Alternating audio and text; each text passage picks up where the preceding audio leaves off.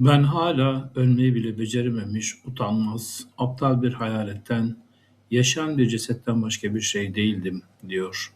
20. yüzyıl Japon edebiyatının önde gelen yazarlarından, sıra dışı hayatıyla da meşhur Osamu Dazai, intiharından hemen önce tamamladığı, Japonya'nın en çok okunan romanlarından insanlığımı yitirirken de toplumu dahil olmayı beceri topluma dahil olmayı beceremeyen, her şeyi eline yüzüne bulaştıran, çevresindeki herkesi hayal kırıklığına uğratmaya mahkum bir ötekinin acıklı hikayesini anlatıyor.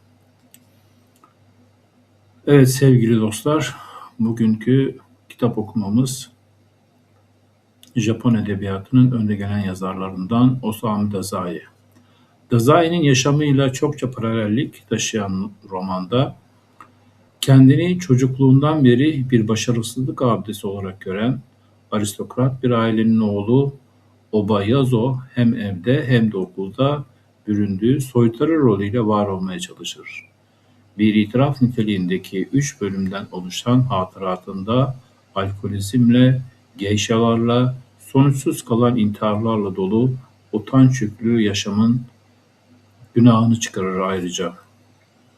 İnsanlığımı yitirirken Osamu Dazai'nin uzun yılları yayılan edebi intihar mektubunun son bölümüdür aslında. Osamu Dazai gerçek adıyla Shoji Tsushima. Birçok eseri modern klasik kabul edilen Dazai hem kitapları hem de çalkantılı hayatı sebebiyle Japonya'nın en meşhur yazarlarından olmuştur. Eserlerinde en çok Ryunosuke Akutagawa ve Fyodor Dostoyevski'nin izleri görülür. Erken yazarlık dönemlerindeyken idolü Akutagawa'nın intiharı sonrasında yazma serüveni durma noktasına geldi ve kendini alkole verdi. 1929'da ilk intiharına kalkıştı ama başarısız oldu. Ertesi yıl Tokyo İmparatorluk Üniversitesi'nin Fransızca Edebiyatı bölümüne kayıt oldu. O yılın Ekim ayı bir geisha ile kaçtı. Ailesi tarafından resmen evlatlıktan reddedildi ve okuldan atıldı. Okuldan atıldıktan 9 gün sonra Kamakura sahilinde bir kadınla beraber intihara kalkıştı. Kadın boğularak hayatını kaybetti ama Dazai bir balıkçı teknesi tarafından kurtarıldı. Osamu Dazai adıyla ilk öyküsünü 1933'te yayınladı. 1935'te hayata veda niteliğindeki eseri Son Yılları yazdı ve kendini asarak 3. intiharına kalkıştı ama yine başaramadı.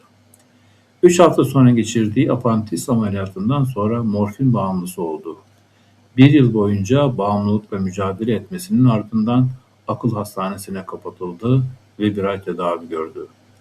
Çıktıktan sonra birçok eser kaleme aldı ve kısmen sakin bir hayat yaşadı. 1947'de yayınlanan Batan Güneş adlı romanı ile birlikte iyiden iyiye ünlü bir yazar oldu. 1948'de en bilindik eseri İnsanlığımı Yitirirken'i yazdı. Aynı yıl metresiyle birlikte evlerinin yanındaki Tamagawa kanalında intihar etti ve hayatını kaybetti.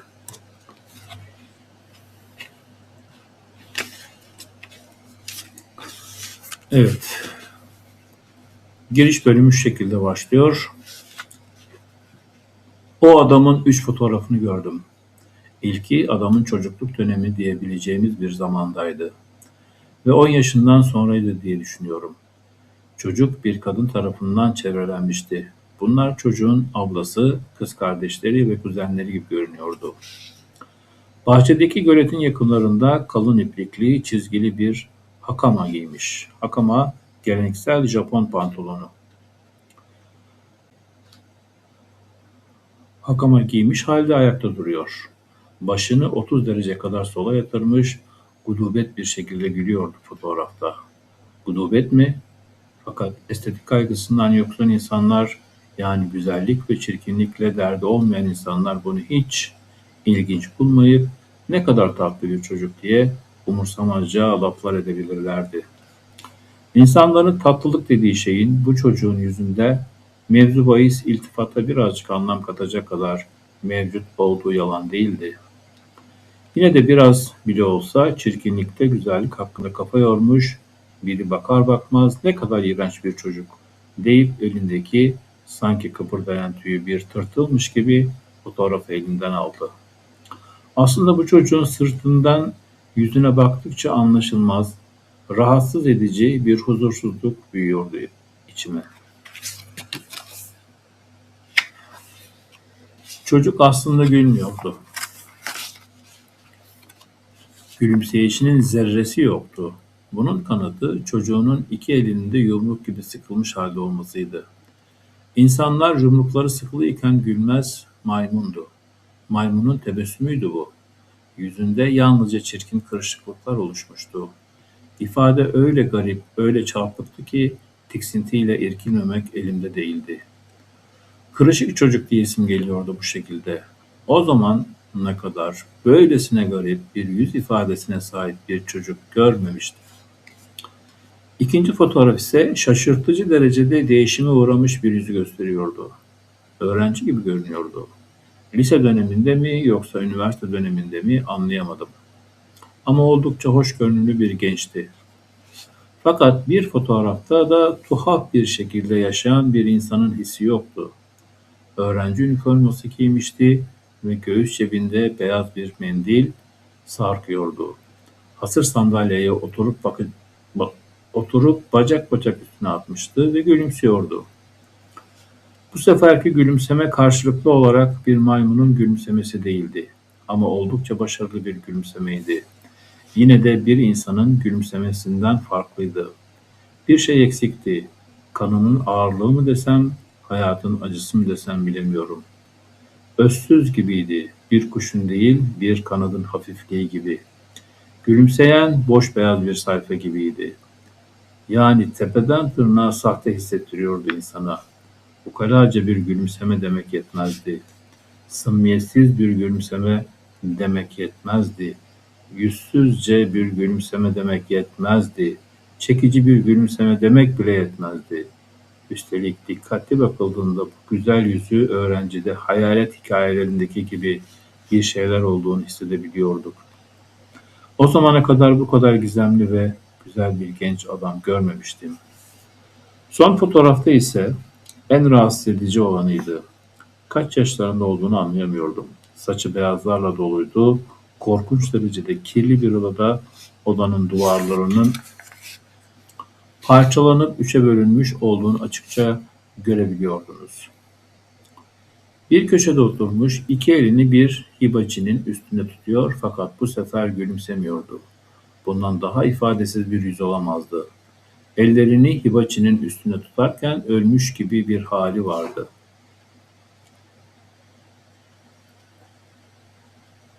Bu tamamen rahatsız edici ve meymenetsiz bir fotoğraftı. Fotoğrafın tek rahatsız edici yanı bununla da sınırlı değildi. Bu fotoğrafta kameraya çok yakın oturduğundan onu iyice inceleme fırsatı bulabilmiştim. Alnı ve kırışıklıkları, normal kaşları, normal gözleri, keza burnu ve çenesi de bıkkın bir iç çekiş koyuverdim. Bu fotoğraf bir yüz ifadesi olmaması ile birlikte insanın aklında kalıcı bir intiba bırakmıyordu. Hiçbir şey dikkat çekmiyordu. Fotoğrafa bakıyorum ve gözlerimi kapıyorum. Gitti bile. Odanın duvarı küçük, hibacı gibi unsurlar hatırlayabiliyor olsam da o yüz odadaki asıl kişiye dair anılarım sis misali kaybolmuştu ve ne yaparsam yapayım hatırlayamıyordum. Çizilecek bir yüz değildi. Hatta karikatürize edilebilecek bir yüz de değildi. Gözlerimi açıyorum, hatırlamanın o geçici neşesini dahi yaşayamıyorum. Ah işte böyle bir yüzdü falan yok. Abartmak istemiyorum ama fotoğrafa gözlerimi kocaman açıp baktığımda dahi hatırlayamıyordum. Sadece tuhaf ve rahatsız edici hislerle gözlerimi çevirmek istiyordum. Ölüp giden birinin yüzünde dahi bir tür ifade olur, bir tür iz olur. Ama bu resimdeki bir beygirin kafası bir insan bedenine dikilse ortaya çıkacak bir ifadeye benziyordu. Bakan kişi de oldukça rahatsızlık verici düşünceler oluşturuyordu. O zamana kadar böyle bir tuhaf bir suratın olan bir adam görmemiştim.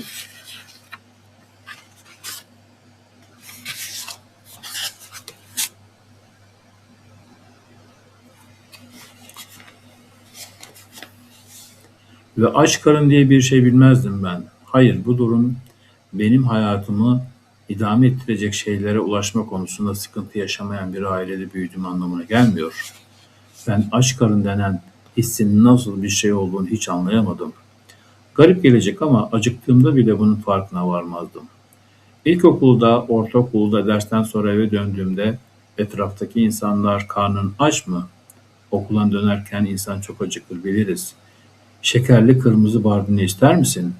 Kasterde de var, ekmek de var gibi şeyler söyleyip durdukları için ben de doğal olarak bu şımartılma karşısında karnımın aç olduğunu söyleyip kırmızı barbunyalardan 10 tane ağzıma tıkardım. Ama aç karnın nasıl bir his olduğunu zerre kadar bilmiyorum. Tabii ki yemek yerim hem de çok. Ancak aç olduğum için yemek yediğimde dair bir anım yok. Sıra dışı yemekleri, zor beğenilen şeyleri yerim. Dışarı çıktığımda önüme ne konsa yerim. Yiyeyim diye zorlandıklarımı da yerim. Bu yüzden çocukluk dönemindeki bana göre en acı verici zaman evdeki yemek vakti olurdu aslında.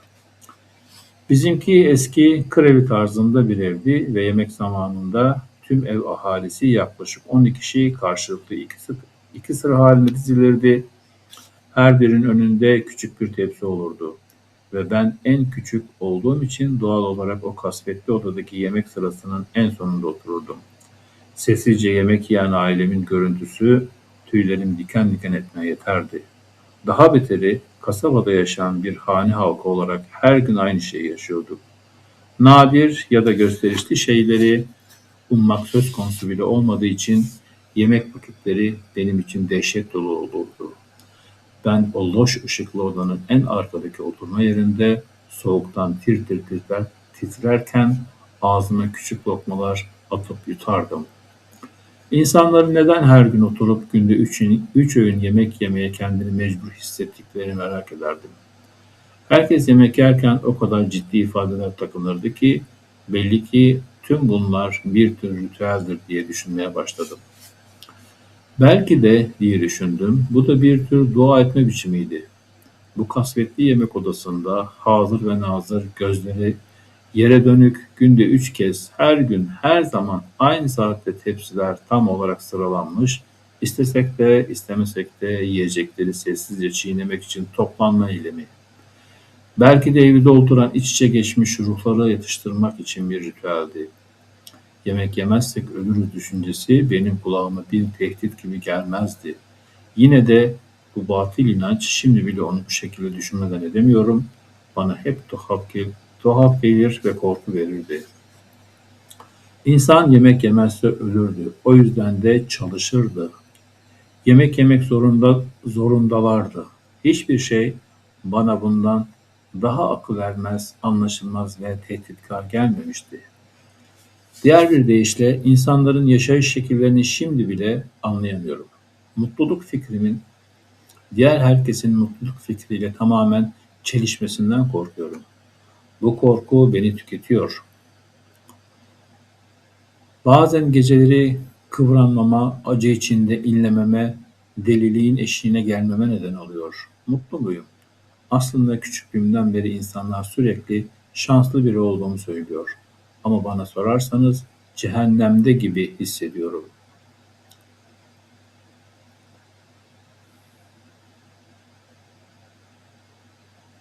Mutlu muyum? Aslında küçüklüğümden beri insanlar sürekli şanslı biri olduğumu söylüyor. Ama bana sorarsanız cehennemde gibi diyorum.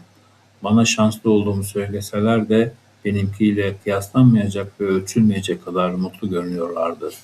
O kadar sefildim ki bazen bir düzine lanete maruz kaldığımı düşünürdüm. Bunlardan herhangi bir normal bir insanın hayatını ezip geçebilirdi. Kısacası bir şey anlayamıyorum. Diğer insanların acısının, doğasının, seviyesini, hiçbir şeyini anlayamıyorum. Belki de onların pratik ıstırabı, o yemek yemekle dindirilen türden ıstırap aslında ıstırabın en aşırı biçimidir. Belki de cehennemin en derin katlarındaki işkenceler gibi o kadar korkunç bir ıstıraptır ki benim bir düzine lanetim onun yanında önemsiz kalır, bilmiyorum. Yine de durum buysa buna nasıl tahammül ediyorlar? Her günü pes etmeden, umutsuzluğa kapılmadan, intihar etmeden, hatta siyaset tartışmaya devam ederek nasıl atlatıyorlar? Bu kadar katı, egoist olabilirler mi? İşlerin böyle olması gerektiğinden o kadar eminler ki kendilerinden bir kez bile şüphe duymuyorlar. Eğer öyleyse sanırım katlanmak daha kolay olabilir. Merak ediyorum, insanların böyle olup olmadığını ve onları mutlu eden şeyin bu olup olmadığını merak ediyorum. Bilmiyorum işte. Acaba geceleri rahat uyuyorlar mı? Sabah dinç uyanıyorlar mı? Nasıl rüyalar görüyorlar? Yolda yürürken ne düşünüyorlar? Para mı? Eminim tek mesele bu değildir. İnsanlar yemek için yaşıyor sözünü duymuş olsam da para için yaşadıklarına dair bir şey duyduğumu hatırlamıyorum. Hayır. Fakat özellikle söyleyecek olursam, hayır, bunu da anlayamıyorum. Düşündükçe daha da anlayamaz hale geliyorum ve kendimi yalnızca benim tamamen farklı olduğum şeklindeki korkunç, rahatsız edici düşüncenin saldırısına uğramış buluyorum. İnsanlarla genelde konuşamam bile. Neyi nasıl söylemem gerektiğini de hiç bilmiyorum. İşte bu noktada aklıma soytarılık geldi. Bu benim insanlara son yakınlaşma çabamdı. İnsanların beni dibine kadar dehşete düşürmesine rağmen onlardan ne yaparsam yapayım kopamıyorum gibiydim. Böylelikle soytarımla birlikte insanlarla bir noktada bağ kurmayı başardım.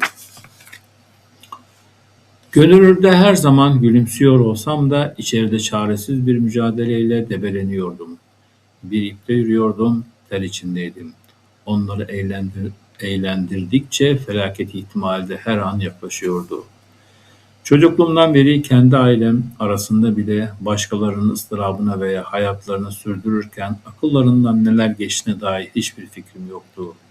Dehşete kapılmış halde ve insan etkileşiminin amansız beceriksizliğine dayanamayarak farkında olmadan başarılı bir soytarıya dönüştüğümü fark ettim. Ben daha farkına varmadan tek bir doğru söz konuşmayan bir çocuk olmuştum. O dönem ailemle birlikte çekildiğimiz fotoğrafa baktığımda herkesin ciddi göründüğünü, yalnızca benim sırıttığımı görüyorum. Bu da benim çocuksu, zavallı soytarılığımın bir örneğiydi. Dahası ailem tarafından azarlandığımda asla karşılık vermezdim.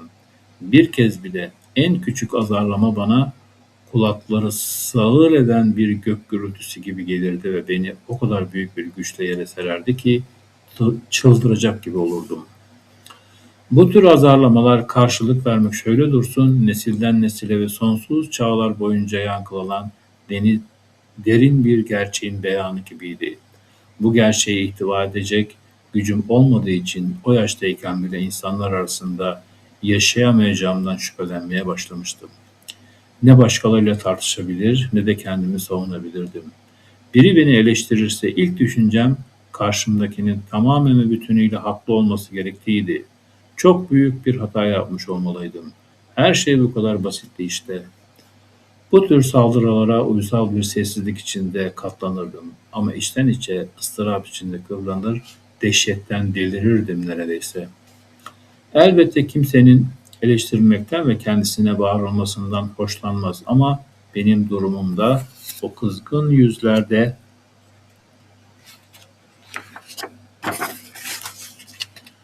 korkunç bir hayvani doğa vardı sanki.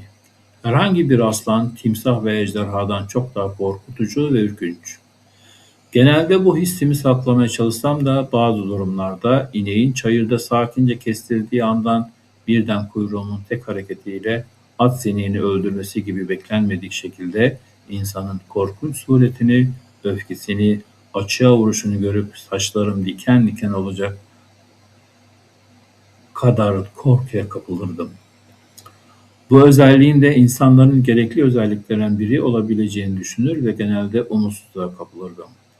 İnsanlara karşı her zaman korku dolu bir ürperme hissettiğim ve insan gibi konuşma, insan gibi davranma yeteneğime hiçbir şekilde güvenmediğim için tüm korku ve endişelerimi toplayıp Göğsümün derinliklerinde bir kutuya sakladım. Melankolimi ve öfkemi gizlemek için büyük çaba sarf ettim. Ve bunun yerine kendimi masum bir neşe havası geliştirmeye adadım. Böylece yavaş yavaş eksantrik bir soytarıya dönüştüm. İnsanları güldürdüğü sürece ne olduğu fark etmeksizin her şeyi yapabilirdim. Onları güldürebilirsem, onların hayatlarına gerçekten uymamamı önemsemezler diye düşündüm.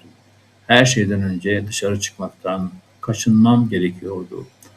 O insanların gözüne bakmaktan kaçınmalıydım. Ben bir hiçim, rüzgarın gökyüzüyüm. Ailemi soytarılıkla eğlendirmek için uğraşırken düşüncelerim bunlardı. Kendi ailemden çok daha anlaşılmaz ve korkunç göründükleri için uşaklar ve hizmetçiler için bile soytarıyı oynadım çaresizce. Yazları Yukatam'ın yazlık bir kimono türü, altına kırmızı yün süveter giyip koridorlarda dolaşarak ailemi güldürürdüm. Nadiren gülen en büyük abim bile beni görünce tatlılığıma dayanamayıp kahkaha içinde "Yo-chan, bu hiç yakışmamış" derdi. Ben yazın ortasında o yün giysiyi giyip yürüyecek kadar sıcağı, soğuğu bilmeyen biri değildim. Kız kardeşimin yünlü taytını alıp kollarım içine geçirirdim ve bir kazak giyiyormuşum gibi görünmesi için uçlarından kollarımı dışarı çıkarırdım. Babam sık sık işi olduğu için Tokyo'nun Ueno bölgesindeki Sakuragi'deki tatil evimize gider ve yılın yarısından çoğunu evde geçirirdi. Geri dönerken ailemdekiler ve akrabalarıma kadar herkes birçok hediye almak babamın hobisi gibiydi. Babam Tokyo'ya gitmeden önceki her gece çocukları oturma odasına toplar, dönerken ondan almasını istediğimiz bir şeyi olup olmadığını gülümseyerek sorar. Ve cevapları küçük defterine yazardı. Bizimle böyle samimi ve arkadaşça olduğu günlerdi. "Peki ya sen Yozo?" diye sorardı. Ben de ne diyeceğimi bilmezdim. Ne istediğim sorulduğu anda hiçbir şey istemez olurdum. Ne olursa fark etmez, nasıl olsa beni mutlu edecek bir şey yok düşüncesi hasıl olurdu. Aynı zamanda bir şeyi ne kadar az istesem de bunu sunulan hiçbir şeye hayır diyemezdim. Sevmesem bile hiçbir şeyi reddedemezdim. Gerçekten istediğim bir şey teklif edilseydi ona ancak çekine çekine el uzatabilirdim. Tıpkı bir hırsızın yakalanmaktan korkması gibi. Ağzımda acı bir tat ve tarifsiz bir korkuyla iki şey arasında seçim yapacak gücüm bile yoktu. Bu sonraki yıllarda hayatım utanç dolu diye nitelendirilmenin en büyük sebeplerinden bir tanesi olmuştur diyebilirim. Ben hiçbir şey söylemeden huzursuzca beklerken babamın yüz ifadesi de aksileşirdi. "Kitap istersin galiba." Asakusa'nın çarşısında yeni yıl için New York'taki aslan dansındaki maskelerden satıyorlar. Çocuklarla olacak büyüklükte. "İstemez misin ondan?" "İstemez misin ondan?" dendiği de her şey bitiyor. Aptalca bir cevap bile veremiyorum. Soytarım beni tamamen yarı yolda bırakıyor. "Kitap istersin değil mi?" dedi büyük abim ciddi bir ifadeyle.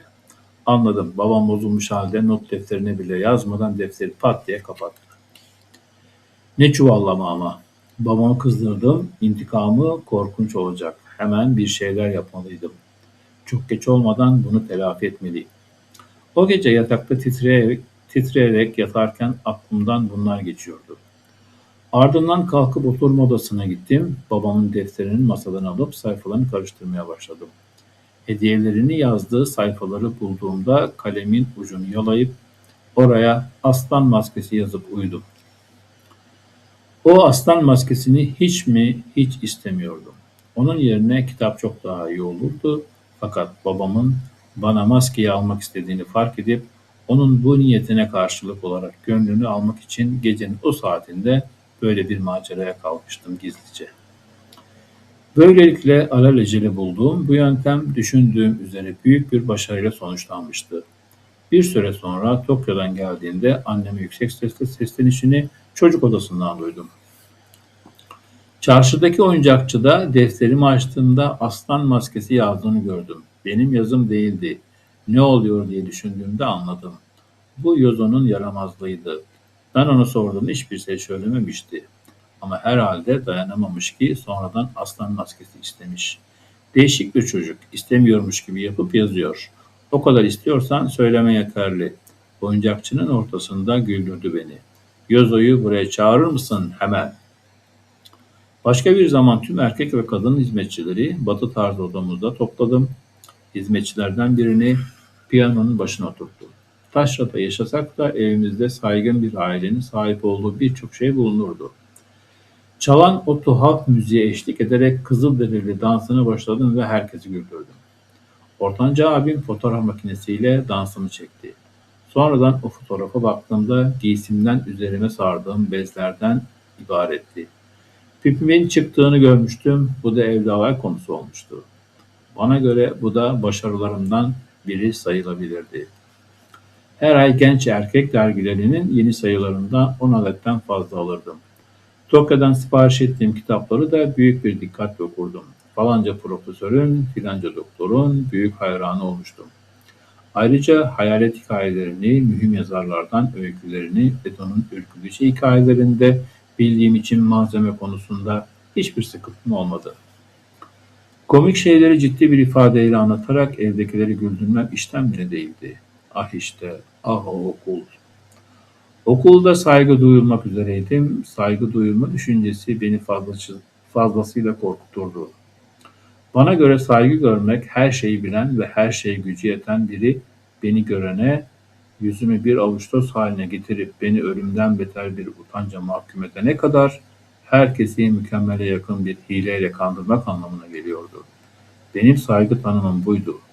İnsanları aldatmayı ve onların saygısını kazanmayı başarsam bile sonunda birileri farkına varırdı ve diğer insanlar da çok geçmeden gerçeği öğrenirlerdi.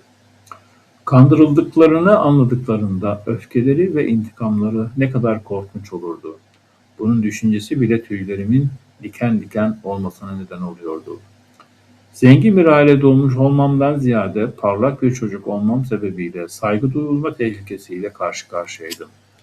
Zayıf bünyeli bir çocuktan bu yüzden her seferinde 1 veya 2 ay okula gitmemem alışılmadık bir şey değildi. Yatağıma hapsolmuştum. Bir keresinde neredeyse her yıl dersleri kaçırdım. Yine de yıl sona erdiğinde okula bir rikşayla gider ve hastalıktan zayıf düşmüş halde sınıfımın hepsinden yüksek puan aldığımı sınavlarıma girerdim. Hasta olmadığım zamanlarda bile hiç çalışmadım ve tüm zamanımı sınıfta karikatür çizerek geçirdim. Onları teneffüste sınıf arkadaşlarıma gösterip anlatır ve herkesi kahkahalarla boğardım. Kompozisyon yazmamız gerektiğinde öğretmenler bana öyle yazmamamı söylediğinde dahi hep komik öyküler yazardım. Çünkü gizlice komik şeyler yazmamı beklediklerini biliyordum. Bir gün annemle birlikte Tokyo'ya giden bir trene nasıl bindiğimi ve koridordaki tükürük hokkasını bir lazımlık sanıp yanlışlıkla içine nasıl işediğimi anlatan trajik bir öykü yazdım. En başından beri bunu bir tükürük hokkası olduğunu biliyordum. Bunu sadece çocuksu masumiyetimi göstermek için yaptım. Öğretmeni güldüreceğinden emindim. O çıkar çıkmaz gizlice sınıftan çıktım ve araya mesafe koyarak koridorda yürürken onu takip ettim. Sınıftan çıktıktan sonra sınıf arkadaşlarımın yazdıklarının arasından benim kompozisyonumu çıkardı, yürürken okumaya ve kıkırdamaya başladı. Öğretmenler odasına girdi ve kuşkusuz hikayenin sonuna geldiğinde gözlerinden yaşlar süzülürken bir kahkaha patlattı.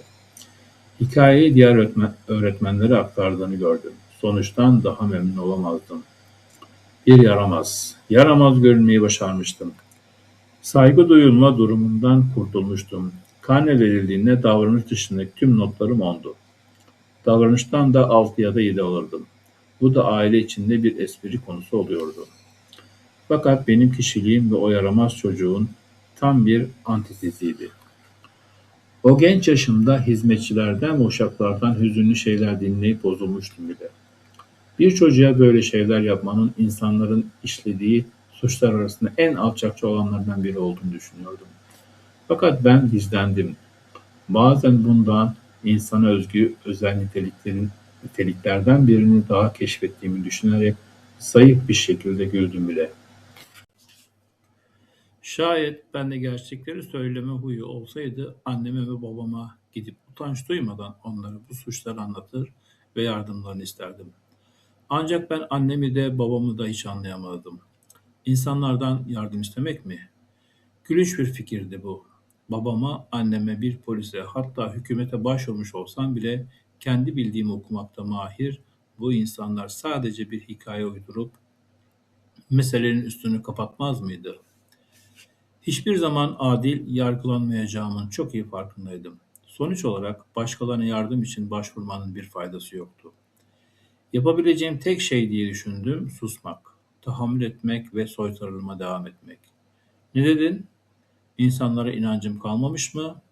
Ne zaman Hristiyan oldum? Tüm insanların günahkar olduğuna inanmaya ne zaman başladım? Belki birileri beni böyle bir şeyler diyerek küçümser. Ama neden insanlara dair inancı yitirmek sizi doğrudan dine giden yolda yönlendirsin ki? Benimle alay edenler bile çevremdeki kimseye güvenmemelerine ve onlar tarafından güvenilmemelerine rağmen akıllarına Yehova'yı ya da herhangi bir ilahı hiç getirmeden hayatlarını mutlu mesut yaşamıyorlar mı? Çocukluk dönemimde babamın desteklediği partinin önde gelenlerinden biri şehrimize konuşma yapmaya geldi. Hizmetçiler tarafından konuşma alanına götürüldüm. Alan tıka basa doluydu. Şehirde özellikle babamla arası iyi olanları gördüm. Hepsi alkış tutuyordu. Konuşma bittiğinde insanlar gecede bir bir kayboldu. Karların arasında evlerine dönerken bazıları konuşma hakkında kötü sözler söylüyordu. İşlerinde babamla arası iyi olanlar da vardı. Babamın açılışta söylediği sözleri beğenmemişlerdi ve konuşmadan bir şey anlamadıklarını dile getiriyorlardı. Babamın yoldaşları bunlara kızgın seslerle söylüyorlardı. Daha sonra bu insanlar evimizde misafir olup babama güler bir yüzle konuşmanın ne kadar iyi geçtiğini söylediler. Hizmetçiler bile bu konuda suçluydu. Annem onlara konuşmayı sorduğunda çok iyi olduğunu söylemişlerdi. Halbuki dönüş yolunda hizmetçiler konuşmanın da hiç iyi olmadığı hakkında söylenip duruyordu. Fakat bu küçücük bir örnek insan hayatı karşılıklı olarak kandırılıp hiçbir şeyin farkına varmadan birbirlerini incittiği ve bu tuhaflığın bariz bir şekilde ortada olduğu örneklerle dolu. Ancak benim karşılıklı kandırılmaya bir ilgim yok. Ben soytarımla birlikte sabahtan akşama kadar insanlara rol yapıyorum. Benim kitaplarda yer alan davranış kitapları ve etik anlayışlarla pek bir alakam yok. Ben yol yaparken neşeli bir şekilde yaşamaya devam ediyorum. Yoksa yaşama özgüvenine sahip insanları anlamam mümkün değil. İnsanlar bu acı gerçeği bana hemen söylemedi. En azından bunu biliyor olsaydım insanlardan bu kadar korkmaz ve umutsuzca bu oyunları oynamazdım. İnsan hayatına karşı çıkarak her gece bu cehennem azabı misali hissi çekmezdim değil mi? Yani benim hizmetçilerim üzerinde işlediği o iğrenç suçu söylememe sebebim insanlara güvensizliğinden değildi. Tabii ki Hristiyanlık sebebiyle de değildi. Bunun nedeni insanların bana Yozo olarak bilinen bu bana karşı sert bir güven duvarı örmüş olmalarıydı.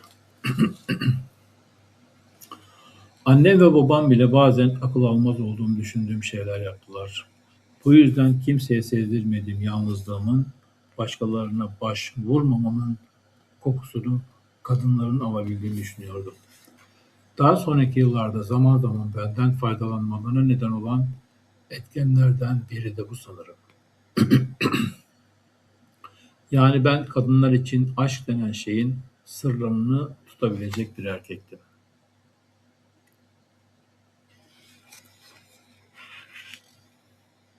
Kıyıda 20 belki de daha fazla siyah kabuklu kiraz ağacı sıralanmıştı.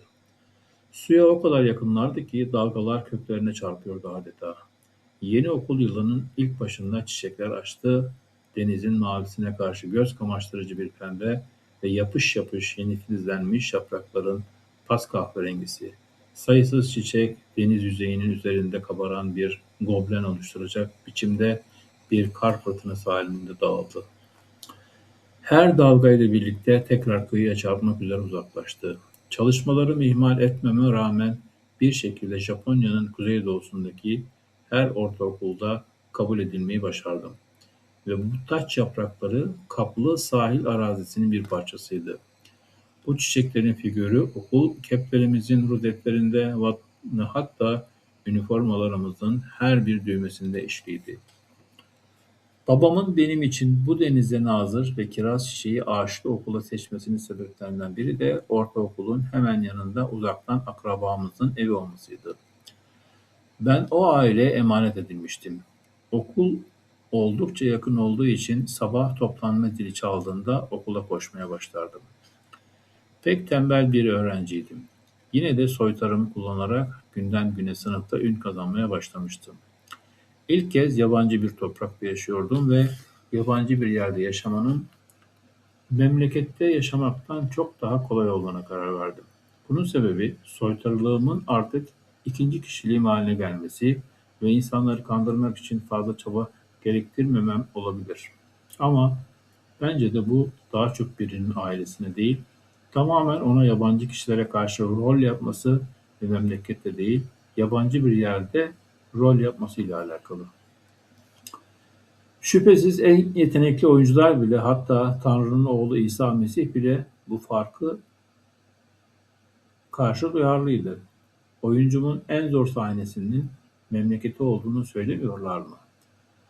Anne, baba, kardeşler, eş ve çocuklarla dolu bir oda karşısında en ünlü aktör bile tereddüt etmez mi? Yine de başardım. Dahası performanslarımın hatırı sayılır bir başarıya sonuçlandı. Böyle bir düzenbaz başka bir şehre geldiğinde yine rol yapma fırsatını kaçırmazdı sonuçta. İnsanlara karşı duyduğum korku en ufak bir şekilde azalmamıştı. Hatta artmıştı bile olabilirdi ve korku hala göğsümün derinliklerinde kıvranıyor olsa da performansımda o kadar ustalaşmıştım ki sınıf arkadaşlarımı her daim güldürüyordum. Ben olmasaydım sınıfın ne kadar iyi olacağını söyleyerek sık sık şikayet eden sınıf öğretmenim bile sırıtışlarını elinin arkasına saklamak zorunda kalıyordu. Barbar gibi bağıran ve gök gürültüsü gibi sesi olan milli güvenlik öğretmenini bile büyük bir kolaylıkla kahkahalarla boğabilirdim. Nihayet gerçek doğamı tamamen gizlemeyi başardığımı düşünmeye başladığımda tıpkı bir rahatlama nefesi alır gibi büyük bir şaşkınlıkla arkamdan bıçaklandım. Bıçaklayan kişi tahmin edebileceğiniz gibi sınıftaki en cılız çocuk, solgun, şişkin bir yüzü vardı ve babasından ya da abisinden ona kalmış gibi duran bol elden düşme bir giysi giyiyordu. Giysinin absürt uzun kolları onun eski bir parşömen resmindeki Prens Shotoko'ya benzemişti. Tüm derslerinden korkunç notlar alıyor. Beden eğitimi ya da milli güvenlik dersi sırasında her zaman kenarda oturuyordu. Doğal olarak onun biraz alık olduğunu düşünüyorduk. Onun yanındayken daha tetikte olmam gerektiği hiç aklıma gelmedi. O gün beden eğitim dersinde öğrencinin soyadını hatırlayamıyorum ama adı sanıyorum Takeichi'ydi. Takeichi dersi izlerken biz demir çubuklarla antrenman yapıyorduk. Ben bilerek elimden geldiğince ciddi bir yüz ifadesi takınmıştım. Demir çubukla hedef alıp haykırarak fırladım ve uzun atlama yapar misali uçarak kum alanda pat diye kıçımın üstüne düştüm. Tamamen planlanmış bir başarısızlıktı. Sonunda herkes tıpkı istediğim gibi gülmeye başladı. Ve ben de mahcupça sarıtıp kalkarak altımdaki kumları temizledim. O sırada Takaichi arkamdan gelerek mırıldanmaya başladı. Bilerek yaptım. Şoke olmuştum. Bilerek başarısızlığa uğradığımı tüm insanlar arasında Takaichi'nin anlaması beklenmedikti. Dünyayı bir an için cehennem aleviyle sarıp sarmalanmış bir halde görmüş gibi hissederek "Aa!" deyip delirmiş gibi dehşet dolu hissimi bastırmaya çalıştım. Sonraki günlerde de huzursuzluğumun ve korkumun devam ettiğini gördüm. Görünüşte çevremdeki herkesi güldürerek bahtsız soytarıyı oynamaya devam ettim. Ama ne yaparsam yapayım Takaichi'nin içimi gördüğünü ve her şeyin küle döndüğünü fark ettiğimde içim bunalıyordu. Beni tanıdığınız herkese açık edeceğinden emindim. Alnımdan yağlı bir ter damladı ve etrafıma baktım. Gözlerimin deli, boş bakışlarıyla Çılgınca yuvarlandı. Bunu becerebilseydim her anımı Takaichi'nin yanında geçirirdim. Sırrımı ifşa etmediğinden emin olmak için günde 24 saat onu izlerdim. Onu bunun bir oyun olmadığına, soytarılığımın gerçek olduğunu ikna etmek için hiçbir şeyden çekinmezdim. Yapabilirsem onun en yakın arkadaşı olmak istedim. Bu başarısız olursa ölsün diye dua etmekten başka seçeneğim olmayacağını düşündüm. Yine de tüm bunların arkasında onu gerçekten öldürmeye çalışmak hiç aklıma gelmedi. Hayatım boyunca birinin beni öldürebilmesini hatırlayabildiğimde daha çok defa diledim ama asla başka birini öldürmeyi düşünmedim. Bunu yapmanın o korkunç insanlara bir nebze mutluluk verebileceğini düşündüm. Takaichi'yi işleme arayışımda yüzüme sahte bir Hristiyanın gülümsemesinden farklı olmayan hayırsever bir sırıtış yerleştirdim ve başımı sola eğik vaziyette ince omzunu nazikçe kıvradım ve yatıştırıcı tatlı bir sesle onu evime gelip oynamaya davet ettim. Takaichi sadece boş bir sessizlikle yüzüme baktı ama sonra bir gün, sanırım yazın başlangıcına yakın, dersler biter bitmez ani bir sağanak yağmurlu hava beyaza kesti. Herkes çıkışın yakınında ne yapacağını merak edip dolaşıyordu. Hemen yan binada oturuyordum. Bu yüzden yağmur beni rahatsız etmedi ve tam kaçmak üzereyken Takaichi'nin ayakkabı dolabının yanında gölgelerde çaresiz bir şekilde durduğunu fark ettim. Hadi şemsiyemin altına birlikte girelim. Benden kurtulmaya çalışırken bile elini tuttum. Onu yağmura doğru çekip evime doğru koştum.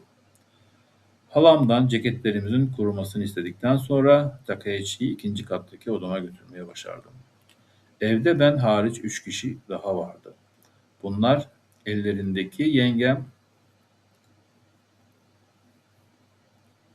bunlar 50'lerindeki yengem, 30'lu yaşlarındaki gözlüklü, uzun boylu ve hastalıklı görünüşlü büyük kızı, görünüşe göre bir kız evlenmiş ama eve dönmüştü. Diğerlerinin onun dediği gibi ben de ona abla diyordum.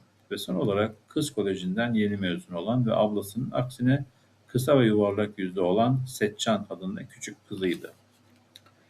Giriş katında kırtasiye malzemeleri, toplar, sopalar ve benzerlerini satan küçük bir dükkan işletirlerdi.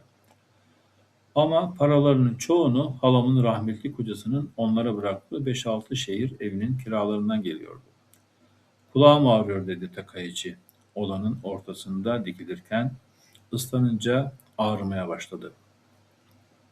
Baktığımda iki kulağında korkunç bir durumda olduğunu gördüm. İltihap çoktan dış kulağına kadar çıkmıştı.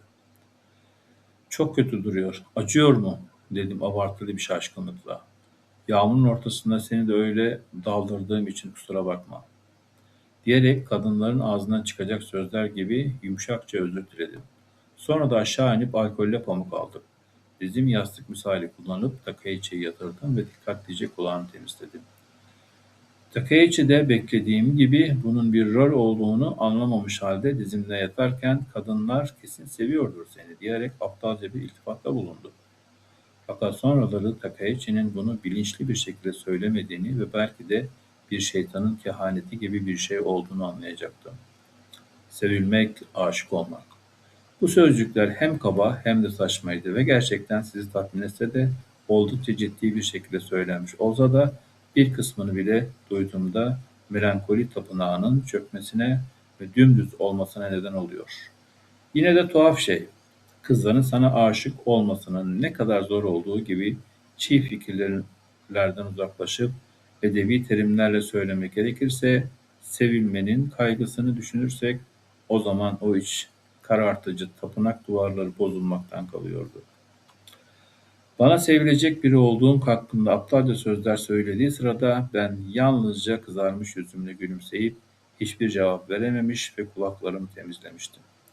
Yine de aslında söylediği sözde bir şeyler olabileceğine dair zayıf da olsa bir sezgim vardı. Beni yanlış anlamayın lütfen.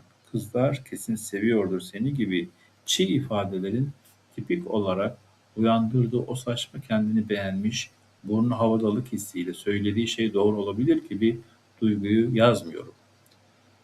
Rakugo hikayelerinde görülen ahlaksız genç adamlarından biri için bile fazla olurdu bu. Elbette bu tarz saçma, yapmacık bir bağlamda bu sözde bir gerçeklik payı olabilir diye düşünmedim.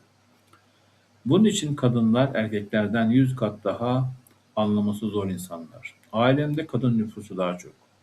Akrabalarım arasında kadınlar çoğunlukta ve hizmetkarlardan sınırlarını ihlal edenlerin arasında kadınlar da var. Çocukluğumdan beri kızlarla oynayarak büyüdüğümü söylemenin abartılı olacağını düşünmüyorum. Buna rağmen kadınlarlayken ince bir buzun üstünde yürür gibi hissediyorum. Bana neredeyse tamamen anlaşılmaz görünmüşlerdi. Karanlıkta yürür gibiyim. Zaman zaman kazara kaplanın kuyruğuna bastığım ve bunun sonucunda korkunç bir yaralanma yaşadım. Erkeklerden yediğim dayakların aksine bu yaralar görünmüyordu. Bir tür iç kanama gibiydi. İçeriden vakla gelebilecek en tatsız şekilde zarar verdiler bana. Bu tür yaralar uzun süre kaybolmadı ve iyileşmesi zordu. Kadınlar beni fırlatıp bir kenara atmak için tutunuyorlardı bana. Başkaları etraftayken beni küçümsüyor ve bana zalimce davranıyorlar. Ama yalnız kaldığımız anda bana yapışıyorlardı. Kadınlar ölüler gibi derin bir uykuya dalıyorlar. Bazen kadınların sadece uyumak için mi yaşadığını merak ediyorum. Gençken bile kadınlar hakkında birçok gözlem yapmıştım. Aynı türden olmalarına rağmen kadınların erkeklerden tamamen farklı olduğunu düşünmeden edemedim. Ve garip bir şekilde bu esrarengiz, değişken yaratıklar bana ilgi gösterirdi. Benim durumumda bana aşık olduklarını veya beni sevdiklerini söylemek doğru olmaz. Beni umursadılar demek daha doğru olur sanırım. Kadınlar erkeklere göre soytarımın konusundan çok daha rahat görünüyorlardı. Soytarım ortaya çıktığında erkekler her zaman kıkır kıkır gülmüyordu. Ayrıca ben de erkeklere karşı gergin olup soytarımda başarısız olduğum durumların olduğunu da biliyordum. Bu yüzden ölçülü bir noktada rolü kesmeyi planlasam da bu kadınlar ölçülü noktayı bilmeden her zaman ama her zaman benim soytarımı istedi ve bu sonsuz talebi karşılamaya çalışırken bitkin düştüğüm çok zaman oldu. Kadınlar gerçekten çok gülüyorlar. Kadınlar tıka basa zevk almak konusunda erkeklerden çok iyiler. Ortaokul döneminde bana bakan evdeki büyük kız da küçük kız da boş vakitlerinde ikinci kattaki odama geldiğinde her seferinde yerimden sıçrar ve korkardım. Ders mi çalışıyorsun diye sorardı çekingen bir ses. Hayır diye gülümseyerek kitabı kapatırdım. Bugün okulda coğrafya öğretmeni Combo diye başlayarak yine komik bir hikaye anlatmaya koyulurdu. Yo-chan şu gözlükleri taksana dedi. Seçeceğim bir gece. Ablasıyla odama gelip üst üste performans sergilemem istedikten sonra neden ki?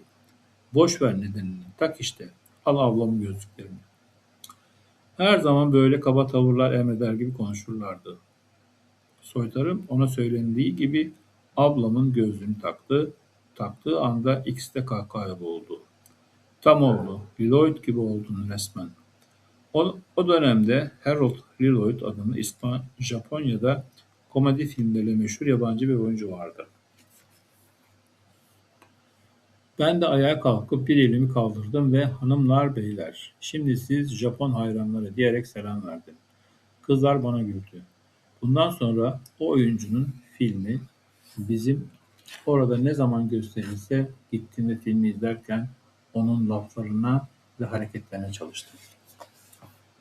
Başka bir zaman bir sonbahar gecesinde ben yatağımda uzanıp kitap okurken abla bir kuş gibi hızlıca odama geldi ve aniden yatağıma kendini atıp ağlayarak konuşmaya başladı. Ah Yoçan, bana yardım et lütfen. Lütfen bu evden beraber kaçalım. Yardım et bana, yardım et. Bu şekilde ağlaya zırlaya konuştu. Bir kadını ilk kez bu halde görmüş değildim. O yüzden sözlerindeki şiddet beni aşırı şaşırtmadı. Hatta gayet sakince yataktan uzaklaşıp masadaki cennet hurmasını aldım ve onu uzattım. Abla cennet hurmasını titreyerek yemeye başladı. İlginç bir kitap yok mu sende? Bir tanesini versene dedi. Soseki'nin Ben Bir Kediyim adındaki kitabını kitaplıktan seçip aldım. Cennet hurması için teşekkür ederim dedi. Utangaç bir tebessümle odamdan çıktı. Aklımı karıştıran tek kadın abla değildi. Tüm kadınlar aklımı karıştırıyordu. Hayatlarını sürdürürken akıllarından neler geçtiğini anlamaya çalışmak, bir solucanın düşüncelerini okumaya çalışmaktan daha karmaşık, daha zahmetli ve daha rahatsız ediciydi. Tek bildiğim, çok geç yaştan beri deneyimin bana öğrettiği gibi, bir kadın aniden böyle ağlamaya başladığında yapılacak en iyi şey ona tatlı bir şey vermekti. Yedikten sonra kendini daha hissetmeye başlıyorlardı. Ayrıca Setcan arkadaşlarım bile odama getiriyordu, onları güldürüp eğlendiriyordum. Ve onlar döndüklerinde Setcan arkalarından kötü şeyler söylüyordu. O kişinin kötü biri olduğunu ve dikkatli olmam gerektiğini söylüyordu. O halde neden onları odama getiriyorlardı ki? Ama Setcan sayesinde odama gelen misafirlerin neredeyse tamamı kadındı. Fakat Takeichi'nin bahsettiği sevilmek durumunun gerçekleştiği bir deneyim henüz olmamıştı. Yani ben Japonya'nın Tohoku bölgesinin Harold Lloyd'undan öteye geçemiyordum. Takeichi'nin aptalca iltifatının canlı bir şekilde hayata geçmesi ve kendisini uğursuz, rahatsız edici bir kehanet olarak göstermesi birkaç yıl sonra olacaktı. Takaichi bana bir kez daha çok önemli bir hediye vermişti. Bak, öcü resmi. Takaichi yine ikinci kattaki odama geldiğinde renkli resim gururla bana gösterip bu şekilde açıklamıştı. Nedir bu diye düşündüm. Yıllar sonra, daha sonra tökezlediğim yolun tam da bu anda belirlendiğinde kani oldum. Resmi tanıdım. Van Gogh'un ünlü otoportresiydi sadece. O zamanlar Fransız emperyalistlerin çok meşhurdu ve sanata giriş dersleri tipik olarak bu tür resimlerle yola başladığından benimki de küçük kasabalardaki ortaokul çocukları bile Van Gogh, Cezanne, Renier ve diğerlerinin eserlerini tanıyabilirlerdi. Ben ise hâlihazırda birçok Van Gogh baskısı görmüş ve onun eşsiz dokunuşuyla parlak, canlı renklerinden etkilenmiştim. Ne var ki bunları canavar resimleri olarak düşünmek bir kez bile aklıma gelmemişti. Peki ya bu nasıl? Öcü gibi mi bu da? Modigliani'nin resimlerini kitaplıktan çıkarıp kavruk, bakır rengine çıplak bir kadının resmini gösterdim Takaichi'ye. Harika! Takaichi'nin resmen göz bebekleri büyüdü. Cehennemden bir at gibi. Öcü gibi diyorsun yani. Ben de böyle bir öcü resmi çizmek istiyorum. Beklentilerin aksine tıpkı ürkek ve kolayca korkan insanlar nasıl şiddetli bir fırtınanın daha da güçlenmesini daha çok arzularsa insanlar da tam bir korku içinde yaşayanlar her zamankinden daha korkutucu ve korkunç canavarları kendi gözleriyle açıkça görmek için psikolojik bir ihtiyaç geliştirirler. Ama ne yazık ki insanlık denen canavar tarafından fazlaca yaralanan bu sanatçılar o kadar dehşete kapılmışlar ki sonunda görülere inanırlar ve canavarlar doğanın öyle güneşinin acımasız parıltısı altında gözlerinin önünde canlı bir şekilde beliriverir. Daha sonra soytarı aldatmacalarına girişmezler, olayları tam olarak gördükleri gibi tasvir etmeye çalışırlar. Tıpkı Takaichi'nin dediği gibi kararlılıkla canavarlar çizerler. İşte böyle diye düşündüm müstakbel yoldaşlarım. O kadar heyecanlandım ki yanaklarımdan sıcak yaşlar süzüldü. Ben de onlardan çizeceğim, canavarlar çizeceğim, cehennemin altlarını çizeceğim dedim Takaichi'ye. Sesimi anlaşılmaz bir şekilde hafif bir fısıltıya dönüşürken. İlkokuldan beri resim çizmeyi de, resimlere bakmayı da severdim. Fakat çizdiğim resimler yazılarım kadar popüler değildi. İnsan türünün diline hiç mi hiç inancım olmadığı için kompozisyon yazmak benim için soytarılığımın basit bir formuydu sadece. İlkokulda ve ortaokulda öğretmenlerim gülmekten öldürmüşler fakat benim için hiçbir anlamları yoktu. Sadece resimlerimde karikatürler farklı bir konuyu, bir şeyleri kendi tarzında ifade etmekte zorlanan her ne kadar olgunlaşmamış olsa da ders kitaplarındaki çizimler sıkıcıydı ve öğretmenlerin de bu resimlerde o kadar iyi değildi. Ben kendi kendime çeşitli stiller denemek durumunda kalıyordum. Ortaokula giderken yağlı boya araç gereçlerim vardı fakat empresyonistlerin dokunuşlarına benzer dokunuşlar yapmaya çalışsam da benim çizdiklerim desenli duvar kağıtlarını pek geçmiyordu. Çaresizdim fakat Takaichi'nin sözleriyle birlikte resim çizmeye bakış açımın büyük ölçüde yanlış olduğunu fark ettim. Saf ve cahil olduğumdan güzel bulduğum şeyleri alıp çizimlerimde o güzelliği kopya etmeye çalışmıştım. Ancak gerçek ustalar en dikkat çekici nesneleri alıyor ve kendi yorumlarıyla güzel bir şey yaratıyorlardı. Yahut da en çirkin nesneleri alıyor ve açık seçik sihirleriyle onları ifade etmenin neşesiyle dolduruyorlardı. Onları görünce mideleri alt üst olsa dahi kısacası gerçek usta başkalarının beklentileri tarafından en ufak bir şekilde etkilenmez. Bu sırrı, bu ilkel tezi bana bahşeden Takaichi'ydi ve yavaş yavaş kadın ziyaretçilerimin gözünden ırak kalarak kendimi, otoportrelerimi yapmaya başladım. Kendimin bile şaşıracağı kadar melankolik ve kasvetli resimler ortaya çıkarmıştım. Fakat bu benim kalbimin en derinliklerinde saklamaya çalıştığım şeylerin suretiydi. Önden bakıldığında gülüyor ve insanları güldürüyor. Olsa da aslında böylesine melankolik bir kalbi barındırıyordum. Yapacak bir şeyin olmadığını bildiğim için de gizlice bunu kabul etmiştim. Fakat tabii ki o resimleri Takaichi dışında kimseye göstermedim. İnsanların soytarılığıma bakıp ardında gizlediği sefaleti görebilmesinden korkuyordum ve sürekli tetikte olmak zorunda kalmak istemiyordum ve resimlerin gerçek benliğimin bir ifadesi olduğunun farkına varamamalarından daha çok onları soytarılığımın yeni bir uzantısı olarak görmelerinden ve onlara komik bir şaka gibi davranmalarından korkuyordum. Bu katlanılamayacak kadar ağır olurdu. Bu yüzden resimlerimi bitirir bitirmez dolabımın en derin köşesine saklıyordum. Ayrıca okulda resim dersinde de o öcü metodu saklayıp her zaman yaptığım gibi bilindik yollarla güzel şeyleri güzelce çizmeye devam ettim. Ben yalnızca Takaichi'ye kendi kırılgan hassas doğamı sorun yaşamadan gösterebilmiştim. O yüzden bu otoportreleri de rahatlıkla ona gösterebiliyordum. Beni oldukça övdü, 2-3 derken öcü resimleri çizmeye devam ettim. Takaichi de bana sen ileride saygın bir ressam olacaksın şeklinde ikinci bir kehanette bulundu. Sevilmek sözcüğünü de saygın olmak sözcüğünü de bu zavallı kendi halinde Takaichi'den alarak kısa süre sonra Tokyo'ya gittim.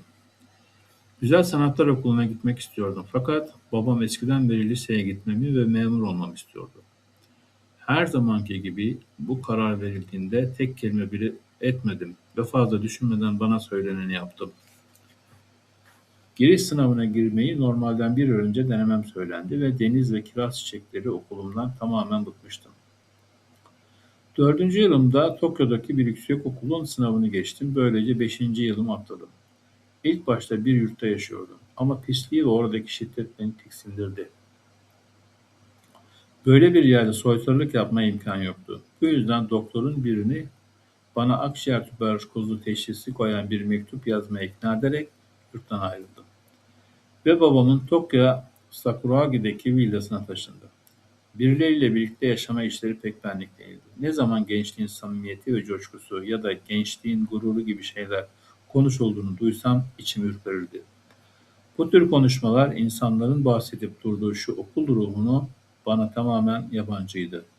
Sınıf ve yurt bana neredeyse mükemmele yakın soytarılığımın bir işe yaramadığı çarpık cinsel arzu öbeği gibi geliyordu. Toplantıları olmadığından babam Tokyo'da ayda bir ya da 2 haftada bir gelebilirdi. Ve o yokken büyük evde sadece üçümüz olurduk.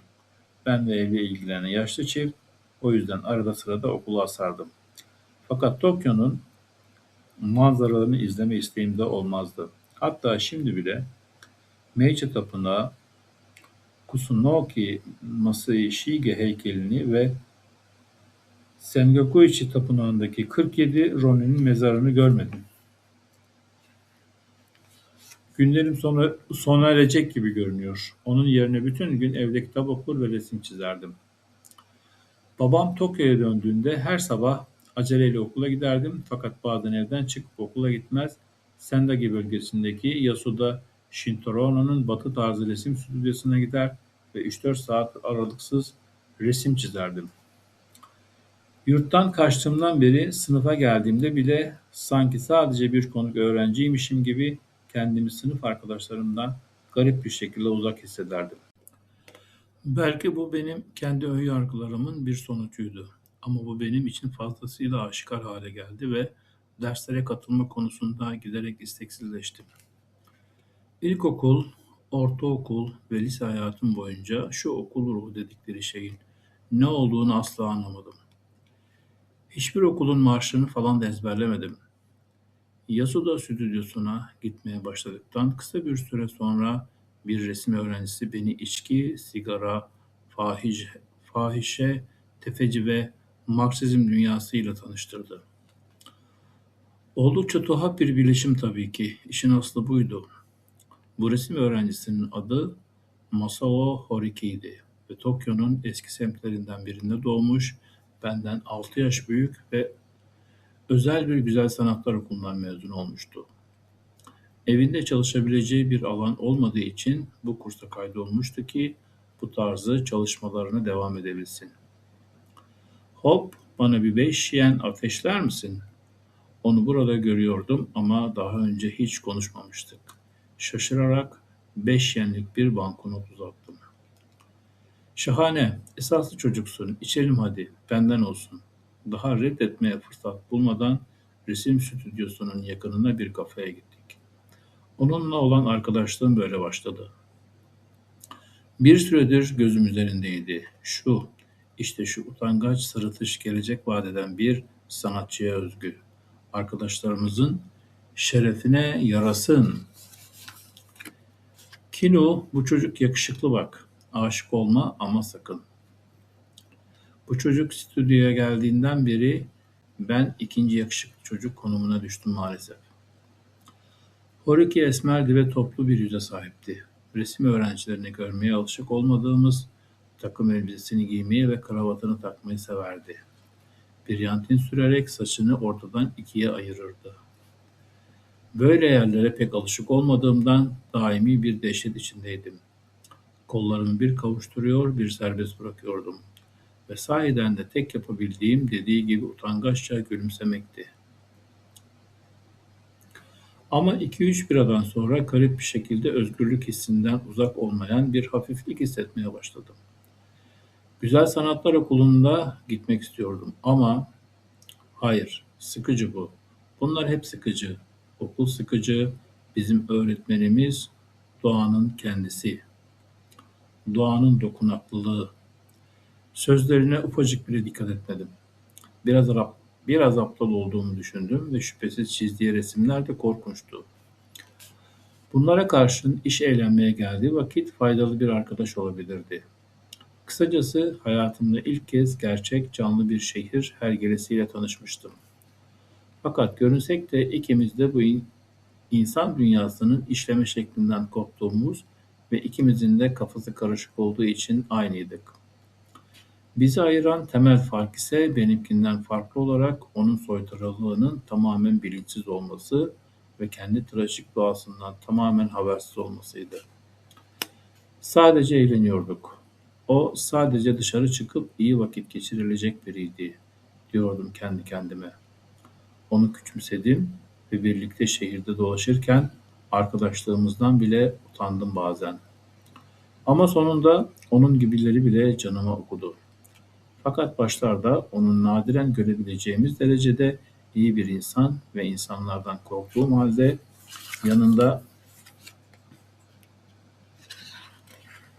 gardımı indirebileceğim, Tokyo'da bana rehberlik edecek şahane biri olduğunu düşünmüştüm. Dürüst olmak gerekirse kendi halime bırakılsam trene ayak bastığımda kondüktörlerden bile korkardım. Kabuki izlemeye gitmek için can atar ama savan merdivenlerine çıkan kırmızı halının her iki yanındaki yer gösterici genç kadınlardan korkardım. Lokantalarda arkamda sessizce pusuya yatıp tabağımı temizlemeye bekleyen komilerden korkardım. Ve sıra parayı ödemeye geldiğinde nasıl da beceriksizdim. Parayı ödeme zamanı geldiğinde gözüm kararırdı.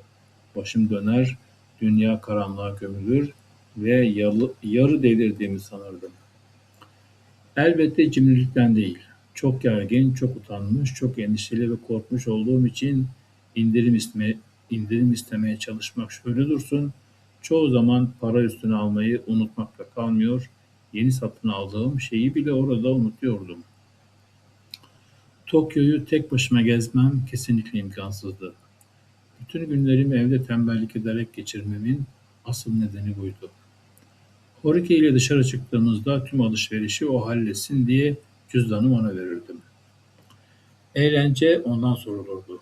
Az miktarda parayla bile büyük miktarda eğlence satın alabiliyordu. Bir yenilik taksilere binmiyorduk. Tren, otobüs, vapur ve bunun gibi diğer ucuz araçları kullanıyor ve en kısa sürede gideceğimiz yere varma becerisi sergiliyorduk. Sabah genel evden dönerken hangi restorana uğranır, sabah banyosu nerede yapılır ve haşlanmış topuyla birlikte hızlıca nerede içilir hepsini bilirdi.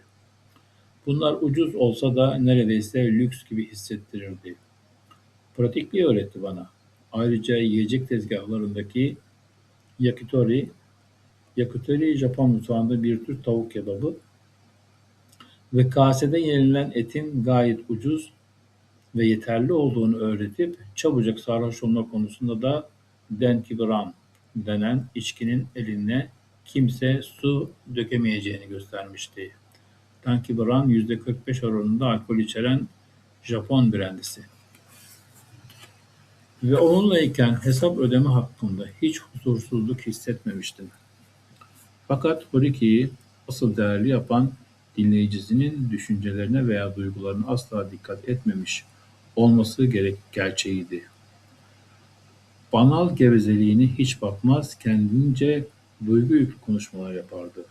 Belki de tutkunun tanımı buydu. Birinin dinleyicisinin fikirlerini görmezden gelme yeteneği. Horiki ile birlikteyken yürümekten yorulduğumuzda o garip sessizliklerden birine düşmemiz tehlikesi yoktu. Ne zaman başkalarının yanında olsam o korkunç sessizliklerden birinin aniden ortaya çıkması ihtimaline karşı sürekli tetikteydim. Doğam gereği suskun biri olsam da sanki büyük bir zafer ya da korkunç bir yenilgi ipin ucundaymış gibi çaresizce soykırılıma devam etmek zorunda hissederdim. Ancak o aptal Horiki farkına bile varmadan soytarı rolünü üstlendi. Bu yüzden neredeyse hiç konuşmam gerekmezdi. Arada bir gülümsemem ve ara sıra "Aa, öyle mi?" filanları araya eklemem yeterliydi. İçkinin, sigaranın ve fahişelerin insanlara karşı duyduğum korkumu geçici de olsa uzaklaştırmak için inanılmaz etkili yollardan olduğunu keşfetmem uzun sürmedi. Sahip olduğum her şeyi satmanın, bu meşguliyeti sürdürmek için ödenemeyecek kadar yüksek bir bedel olmayacağını düşünmeye başladım. Bana göre fahişeler ne insan ne de kadındı. Daha çok deliller ya da aptallar gibiydi. Ve onların kucağında teselli bulabilirdim. Onlarla birlikteyken mışıl mışıl uyudum. Açgözlülük mefhumundan o kadar yoksunlardı ki neredeyse acınacak bir şeydi. Belki bir akrabalık duygusu hissederek bana karşı doğal ama can sıkıcı olmayan bir sevgi gösterdiler. Onlarınki hesapsız bir sevgiydi. Art niyetlerden yoksun bir sevgiydi. Bir daha asla karşılaşmayacağınız bir insana duyduğunuz sevgiydi. Bazı geceler Bakire Meryem'in başlarının üzerinde asılı duran aynasını görürdüm ve aptallar ve deliler. Yine de insanlığa duyduğum korkumdan bir gecelik de olsa biraz olsun uzaklaşmak için genel evleri ziyaret ederken ve ruhtaşlarımla eğlenirken beklenmedik bir değişim yaşamaya başladım. Etrafımda uğursuz bir aura toplanmaya başladı. Dönüyor ve sarsılıyordu. Sanırım fahişelerin sevdikleri bir müşteriye bahşettiği bir tür hediyeydi bu.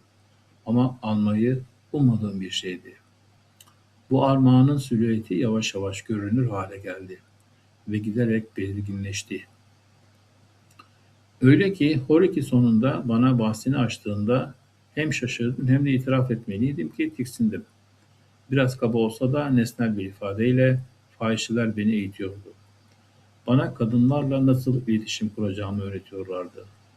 Daha fenası fahişe olduklarından konutlu özel alan çalışmasına geldiğinde amansızdılar ve eğitimleri zaten bende büyük bir değişiklik yaratmıştı. Oldukça ustalaşmıştım. Görünüşe göre şimdiden bir Don Juan'ın kokusuna sahiptim ve kadınlar sadece fahişeler değil, içgüdüsel olarak kokuyu alıyor ve bana yaklaşıyorlardı.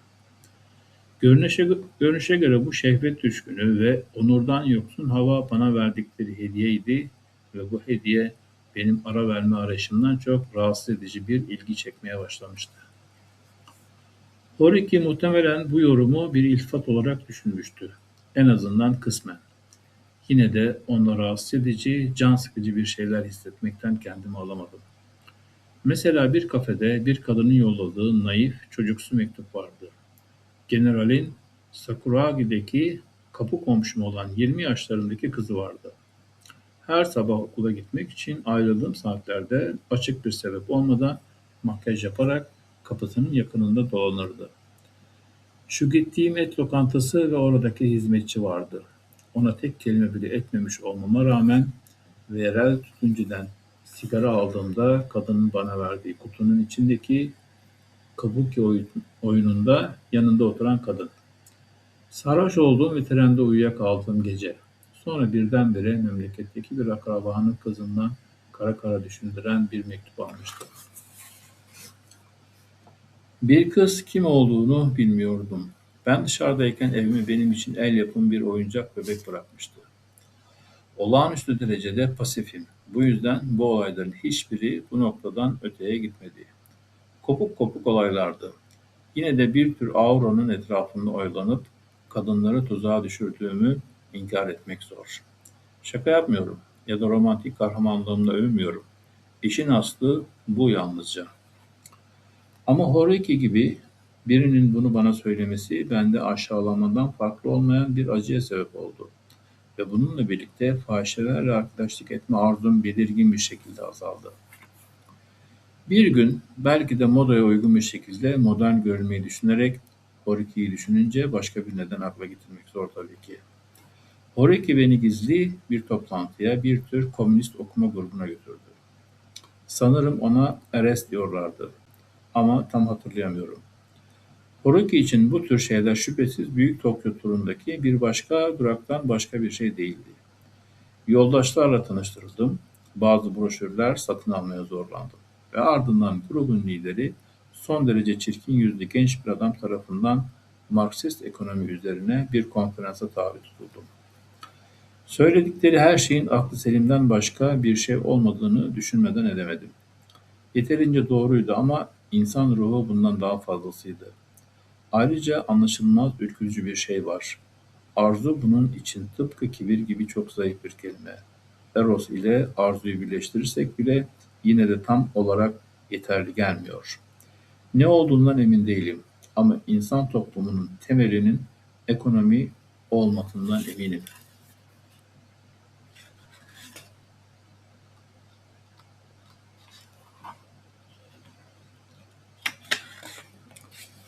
Garip ve korkutucu bir halk masalının tekinsiz havasıyla beraber bundan daha öte bir şey.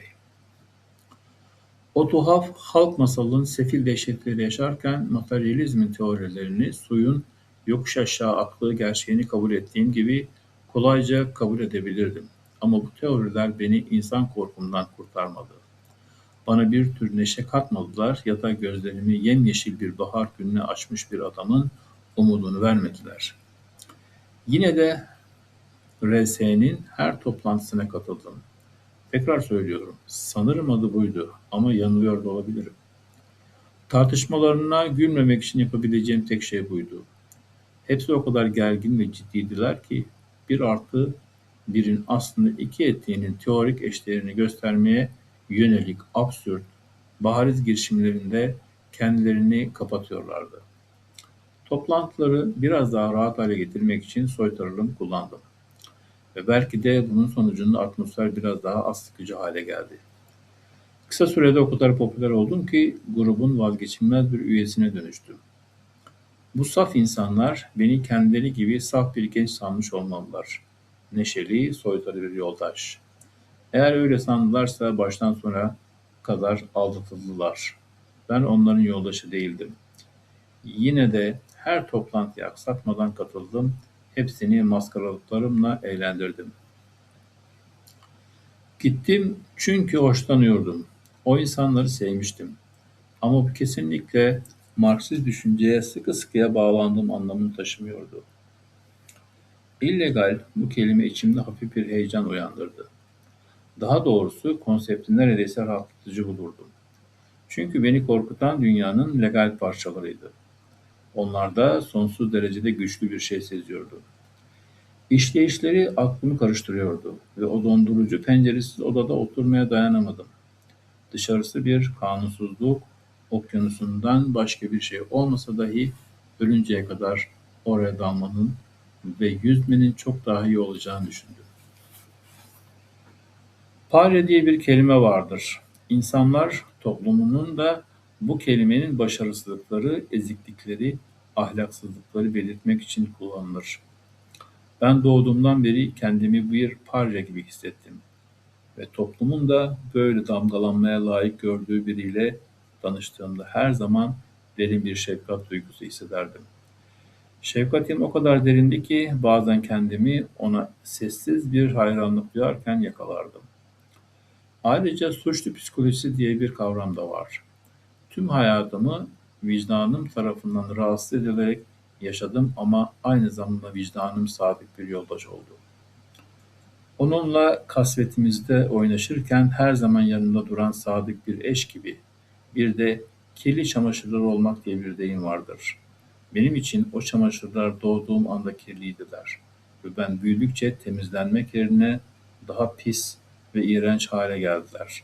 Ta ki her gece milyonlarca farklı cehennemin azabını çekecek kadar kokusu ağırlaşana dek. Öyleydiler öylesine ama şüphesiz bu dediğim kulağa çok tuhaf gelecek. Yavaş yavaş bana kendi kokumdan daha tanıdık gelmeye başladılar.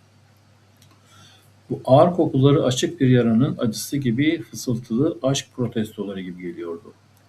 Benim gibi bir adam için katıldığım yeraltı siyasi toplantıların havası bu yüzden garip bir şekilde rahatlatıcı ve garip bir şekilde rahattı. Sonuç olarak beni cezbeden hareketin amaçları değil, onun doğasıydı. Horiki'nin gitmesinin tek nedeni onlarla bir grup aptal gibi alay etmekti ve ilk tanışmadan sonra bir daha geriye dönmedi. Görevleri üretimi araştırmak olabilir. Derdi ama benimki tüketimi araştırmak. Ve bu yavan alaydan sonra asla geri dönmedi. Ondan sonra da beni yalnızca onun tüketim araştırmasına katılmaya davet etti. Şimdi tekrar düşündüğümde birkaç farklı Marksist türü olduğunu görüyorum. Bazıları Horiki gibiydi. Kendini Marksist ilan eden kibirli bir modernite sarhoşluğu içinde olan insanlardı. Bir de benim gibi yasa dışının çekiciliğinin cazibesine kapılan, sadece onların arasında bulunan insanlar vardı. Marksistler bunu görebilmiş olsaydı, Horiki'de ben de şiddetli bir azar yer ve sinsi hain damgasını yiyip atılırdık. Fakat ne ben ne de Horiki böyle şeylerle cezalandırılmamıştık. Bilhassa yaşa dışı dünyada, yasal beyefendilerin dünyasında olabildiğinden çok daha özgürce ve sözüm ona sağlıklı davranabiliyordum. Ve diğerlerinin beni gelecek vadeden genç bir yoldaş olarak görmeleri çok uzun sürmedi. Bana her türlü görevi emanet ettiler. Her biri o kadar saçma bir gizlilik içindeydi ki gülmemek elde değildi. Dahası ben böyle işleri bir kez bile reddetmeden sorunsuzca almış ve köpeklerin yoldaşlar polislere böyle derdi. Şüpheli sorunlarına yenilmemiştim. Hem gülerek hem de güldürerek. Onların bu tehlikeli buranın üyesi insanlar devasa önemli olan bir şeye iştirak ediyormuş gibi oldukça gergin olurlardı. İkinci sınıf dedektif romanlarındaki gibi öyle önemsiz görevleri öyle büyük bir ciddiyetle ifa ederlerdi ki hayret ederdim. Yine de bu işleri tehlikeli gibi göstermekte de hiç zorluk çekmezdim. Dedikleri işleri gayet düzgün bir şekilde yapıp bitiriyordum. O zamanlardaki hislerime göre parti üyesi olarak tutuklansam ve tüm hayatımı hapiste geçirecek olsam bile bu sorun olmazdı. İnsan toplumunda dehşet içinde ve cehennem gibi uykusuz gecelerde yaşamaktansa hapiste olmanın daha sağlıklı olduğunu düşünüyordum bazen. Babamla aynı evde yaşasak da hem gelen gideni olduğundan hem de dışarı çıktığından 3-4 gün birbirimizi görmediğimiz olurdu. Yine de dişli korkunç bir mevcudiyetin onunki ve taşınmayı düşünüyordum. Belki bir tür pansiyona falan ama bunun bahsini açmaya fırsat bulamadan ev bekçisi bana babamın evi satmayı planladığını söyledi. Babamın görev süresi sormak üzereydi ve eminim ki bunun için kendi sebepleri olduğundan yeniden aday olmaya karar vermişti. Emek, Emekliliği için inziva yeri olarak evdeki mülkümüze yani bir kanat eklemek için planlar yapmıştı ve Tokyo ile hiçbir bağı kalmayacağından hizmetçilerle dolu koca bir evi sadece bir öğrenci için tutmanın savurganlık olduğunu düşünmüş olmalıydı. Babamın zihni insan toplumundaki diğer herkesin zihni gibi benim için de bir gizemdi. Böylece eve kısa sürede bir başkası yerleşince ben de Honga semti yakınlarında İnziva Yeri adlı bir pansiyonun kasvetli bir odasına taşındım ve kendimi birden ay sonunu getirmek için mücadele ederken buldum. O zamana kadar babam bana her ay harçlık verirdi ve ben bu parayı birkaç günde yesem bile sigara, likör, peynir, meyve her zaman evde olurdu. Kitapla kırtasiye ve giyecekle ilgili her şeyi de semtteki herhangi bir dükkandan babamın adına yazdırarak alırdım. Horuki ile canımız erişte ya da tempura çekerse tek yapmamız gereken babamın müşterisi olduğu restoranlardan birine gitmekti. Ödeme yapmadan ayrılırdık ve kimse de bir şey demezdi. Kendimi birden pansiyonda yaşar halde bulmuştum. Her şeyi aylık karşılığımdan yetiştiremezdim. Bu yüzden afallamıştım. Gönderilen para 2-3 gün içinde bitiyordu ve korkmaya başlıyordum. Çaresiz bir şekilde aklımı kaçıracak gibi olup babam, abim, ablam gibi kişilerden para istemek için telgraf ve detaylı mektuplar yolluyordum. Bu mektuplar tamamen soytarının ağzından çıkıyordu. İnsanlardan bir şey istemeden önce onları güldürmenin en iyi yol olduğunu düşünürdüm. Horiki'den öğrendiğim gibi rehin dükkanlarına gidip gelmeye başlamıştım. Ama yine de sürekli parasızdım. Sonuç olarak bana yardım edecek kimsenin olmadığı pansiyonda tek başıma hayatımı ikame ettirme becerisine sahip olamadım. Ben pansiyondaki odamda tek başıma takılırken her an biri tarafından saldırıya uğrayacakmışım gibi hissediyor. Bu hayali saldırıdan kaçınmak için de evden çıkıp örgütün işlerine koşturuyor ya da Horiki ile ucuz içki içmeye gidiyordum. Okul işlerinde resim çalışmalarımı da bırakmıştım ve Kasım ayında okuldaki 2. yılımda benden yaşça büyük evli bir kadınla aşk imtihanına bulaşınca hayatım tam anlamıyla değişti.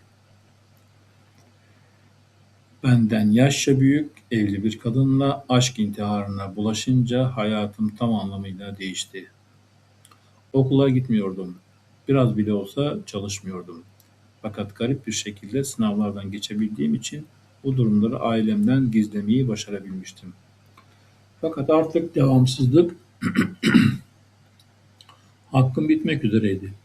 Okuldan babam bu konuda bildiri gitmiş olduğu için büyük abim bana babamın direktifleriyle sert bir mektup göndermişti. Fakat okul meselesinden ziyade benim asıl derdim paramın olmaması ve örgütün işlerinden artık hiç zevk almamama rağmen vaktimin çoğunu oraya harcamamdı. Merkez bölge için Marksist Öğrenci Kolordusu Başkanlığı ya da onun gibi bir şeye terfi etmiştim. Her halükarda Hongo, Koishikawa, Shitaya, Kanda ve tüm çevre bölgelerden ben sorumluydum. İnsanlar silahlı bir ayaklanmadan bahsetmeye başladılar. Bu yüzden küçük bir çakı aldım.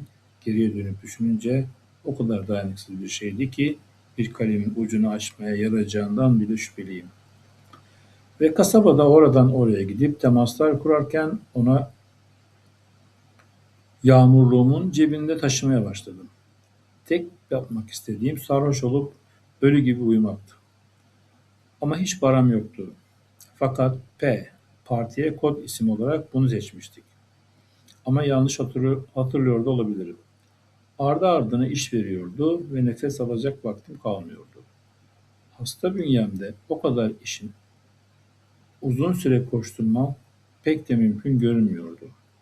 Esasen bu örgüte yardım etmenin sebebi yasa dışı şeylerin hoşuma gitmesiydi ve hal böyleyken vaktimin çoğunu parti işlerini almamaya başlaması beni rahatsız ediyordu. Şahsen iş için yanlış kişiyi seçtikleri ve görevi benim yerime gerçek müritlerden birine vermeleri gerektiği sonucuna vardım.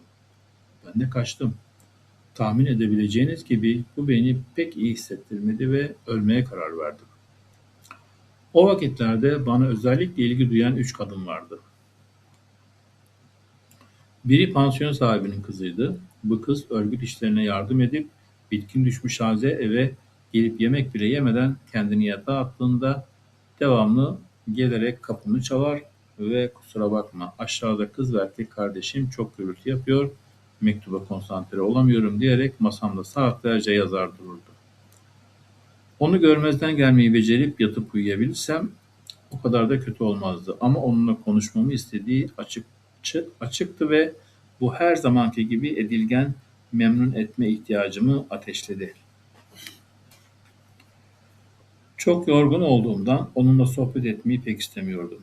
Ama yine de kalan enerjimi toplayıp dönerek yüzüstü uzandım ve bir sigara yakarak aldığı aşk mektuplarını yakarak banyosunu ısıtan bir adam varmış dedim. Ah ne fena. O adam sensin galiba. Bir keresinde onlarla süt ısıtmıştım. Bak bak bak. Nasıl bir onur. İçseydin o vakit. Kız çabucak gitse diye düşündüm. Tüm mektup işi bir palavraydı.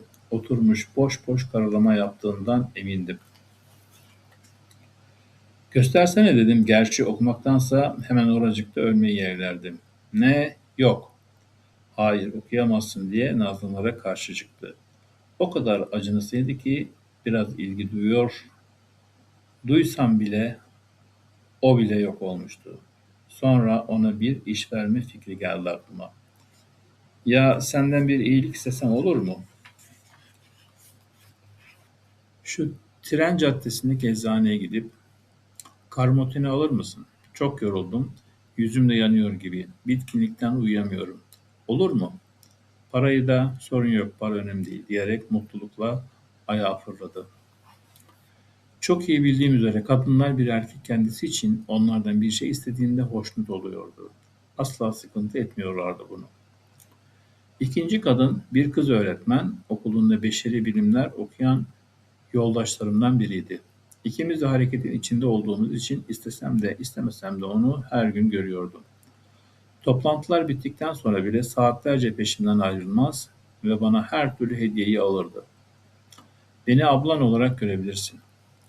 Bu çiğ alaka beni titretse de yüzümü belli belirsiz melankolik bir gülümsemeye zorlayarak tabii ki öyle görürüm diyebildim sadece. Onu kızdırmamalıyım diye düşündüm korkarak. Bir şekilde onu kandırmalıydım. Bu çirkin, nahoş kadının gönlünü almaya o kadar odaklanmıştım ki kısa sürede kendimi onu eğlendirirken buldum. Şakalarımla onu güldürmeye çalıştım ve o bana hediyeler aldığında her zaman olabilecek en kötü hediyelerdi ve çoğunu yakitori tezgahını işleten yaşlı adam gibi insanlara verdim. Kendimi sevindiriyormuş numarası yapmaya zorladım. Benim yalnız bırakmadığı bir yaz gecesi onu karanlık bir sokağa götürdüm ve eve gitmesini umarak onu öptüm. Bunun yerine heyecandan çılgına döndü ve çiğ bir çılgınlığa kapılarak bizi örgütün gizlice kiraladığı küçük ofislerden birine götürmek için bir taksi çağırdı. Orada şafağa dek işi pişirdik. Kendisinin nasıl bir abla olduğunu düşündüğünü merak ederken alancılıkla gülümsedim. Pansiyonumdaki kızla birlikte bu yoldaşı her gün görmekten başka bir seçeneğim yoktu ve tanıdığım diğer kadınların aksine onlardan kaçınmanın bir yolu bulunmuyordu. Çok geçmeden her zamanki anksiyeteden devreye girdi ve ikisini de mutlu etmeye çabam yüzünden bitap düştüm. Kendimi kapana kısılmış hissettiğim bir gıdım hareket edemiyordum.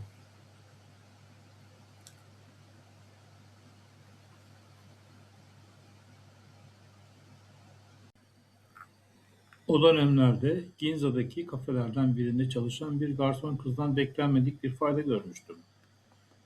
Onunla yalnızca bir kere buluşmuş olsam da bu iyilik beni etkilemiş ve onu düşünmeye devam etmiştim. İçimde farazi bir korku hissediyordum.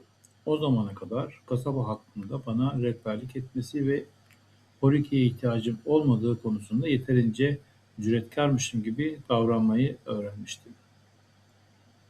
Kendi başıma trene binebilir, kabuki oyunlarına gidebilir ve hatta ucuz eski püskü giysiler içindeyken bile kafelere gidebilirdim. İçimde ise elbette her zaman olduğum gibiydim ve insanlardan zorbalıkları ve kendine güvenlerine karşı hissettiğim şüphe, dehşet ve endişe azalmamıştı. Dışarıdan insanları ifadesiz bir yüzle selamlayabileceğim noktaya yavaş yavaş ulaşmıştım sadece. Hayır, bu tamamen doğru değil. Her zaman yitik bir soytarının alaycı sırıtışı yüzümdeydi. Ama ne olursa olsun görüşmelerim ve kısa muhabbetlerim umutsuzca perişan olsa da yine de bunları sürdürmek için bir yetenek geliştirmeyi başarmıştım.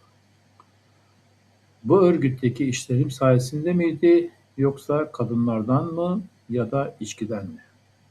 Bu yeni becerileri kazanmaya başlamamın başlıca sebebi sanırım parasız olmamdı.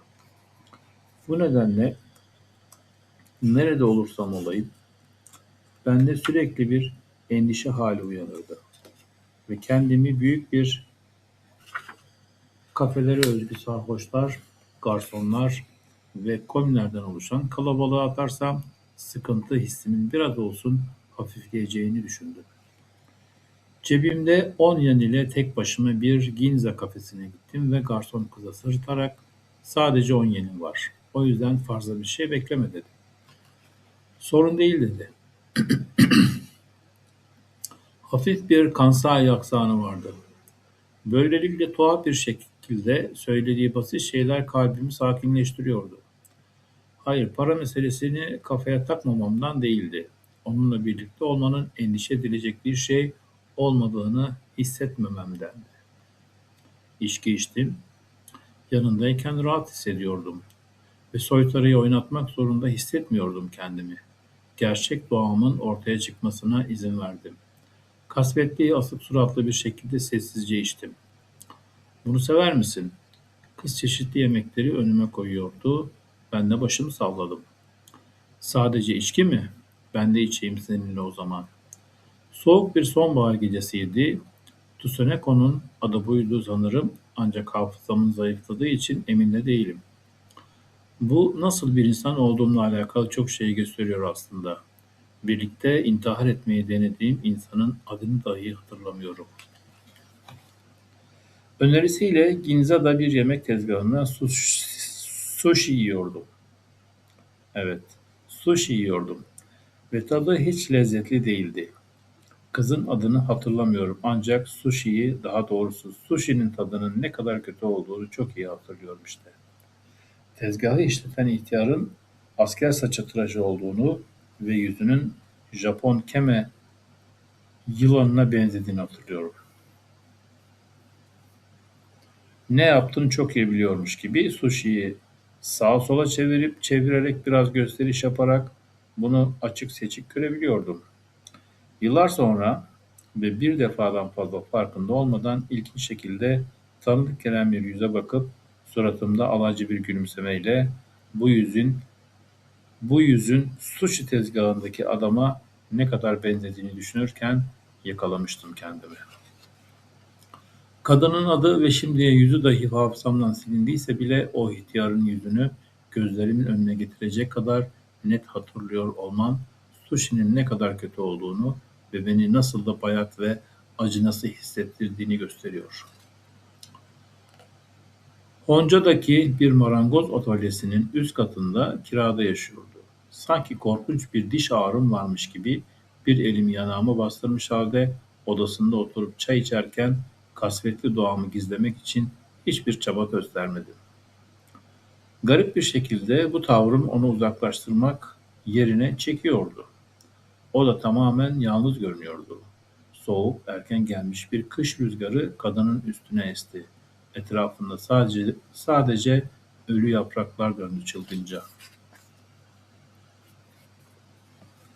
Orada uzanırken benden 2 yaş büyük olduğunu ve Hiroşima'dan geldiğini söyledi. Bir kocam vardı. Hiroşima'da berberdi. Ama kaçtık. Geçen bahar Tokyo'ya geldik. O zamandan beri doğru düzgün bir iş bulamadı, dolandırıcılıktan tutuklandı. Şimdi hapiste. Onu her gün ziyaret ediyorum. Ona her türlü ihtiyacını götürüyorum. Yarından itibaren gitmeyeceğim. Böyle devam ede ede bana hayatın hikayesini anlattı. Neden bilmiyorum ama kadınlar bana hayatlarını anlatmaya başladığında hep sıkılıyordum. Belki de çok iyi hikaye anlatıcıları olmadıklarındandır. Hep yanlış kısımları vurgularlar. Ama hepsi bir kulağımdan girip diğerinden çıkardı. Ne yalnızlık ama! Bir kadının tek bir kelimeyle fısıldayavermesi, kendilerinden bahsetmek için harcadıkları binlerce ve milyonlarca diğer kelimelerden daha fazla sempati uyandırırdı.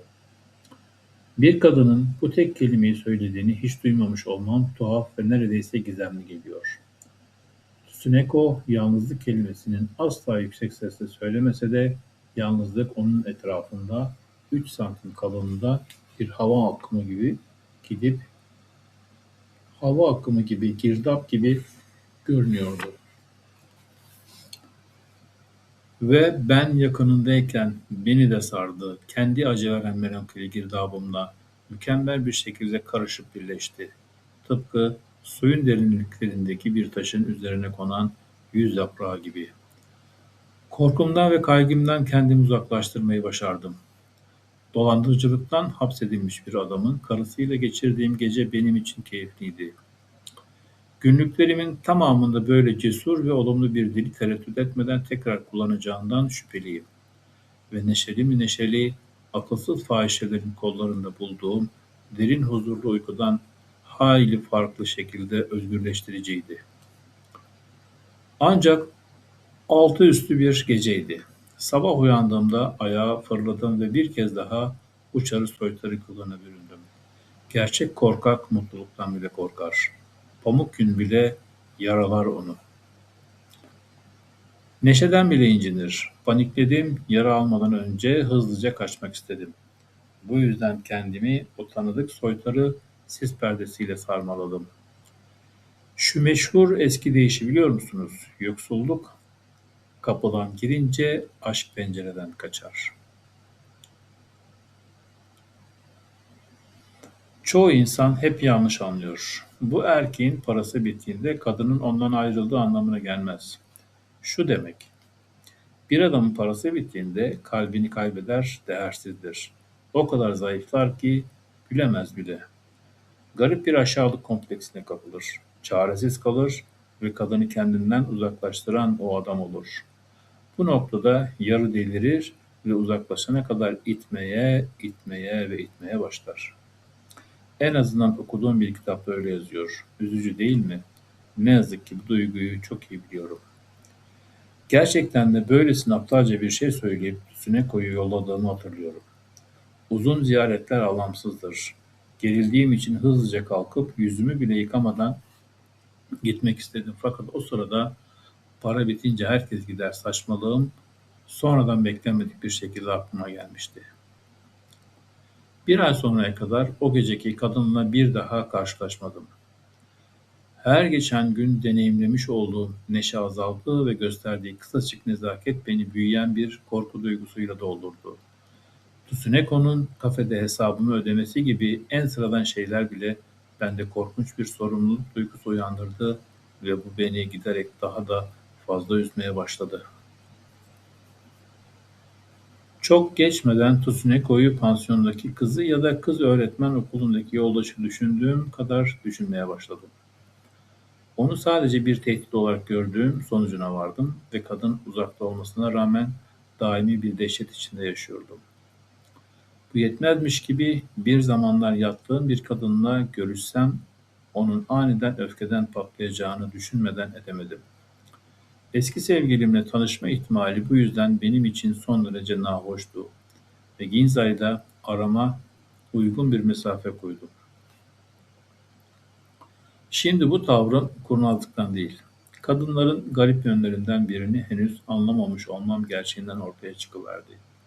Bir kadının nasıl benimle yatıp ertesi sabah sanki hafızası silinmiş gibi uyandığını ve şahane bir şekilde hayatına gece dünyası ve gündüz dünyası birbirinden tamamen farklıymış gibi devam ettiğini asla anlayamıyorum. Kasım ayının sonlarında Horuki ile Kanda'da ucuz bir barda içmeye gitmiştim. Bu kötü şöhreti arkadaş oradan ayrıldıktan sonra da başka bir yerde içmeye devam etmek istedi. İkimizin de parası kalmasa da içelim içelim diye ısrar edip durdu. O sırada benim kafam güzeldi ve gaza gelmiş vaziyetteydim. Peki hazırla kendini o zaman. Rüyalar ülkesine götüreceğim seni. Şaşırma sakın. Zevkü sefa alemine. Bir kafeye mi? Evet. Gidelim diyerek ikimiz de neşeli bir şekilde tramvaya bindik. Bu gece canım bir kadınla birlikte olmayı çekiyor. Garsonu mu öpsek? Oraki iyice uçmuştu ve kadın aşeriyorsun resmen. Garson kız öpebilir miyim diye duyurdu. Oraki terbiyesiz ayyaşı oynadığından nasıl sinir olduğunu bilmediğinden ısrar edip iznimi almaya çalıştı. Gerçekten de yapacağım. Bak bakalım yapıyor muyum? Yanıma kim oturursa onu öpeceğim. Görürsün. Nasıl istersen öyle yap. Çok da naziksin canım kadın çekiyor işte.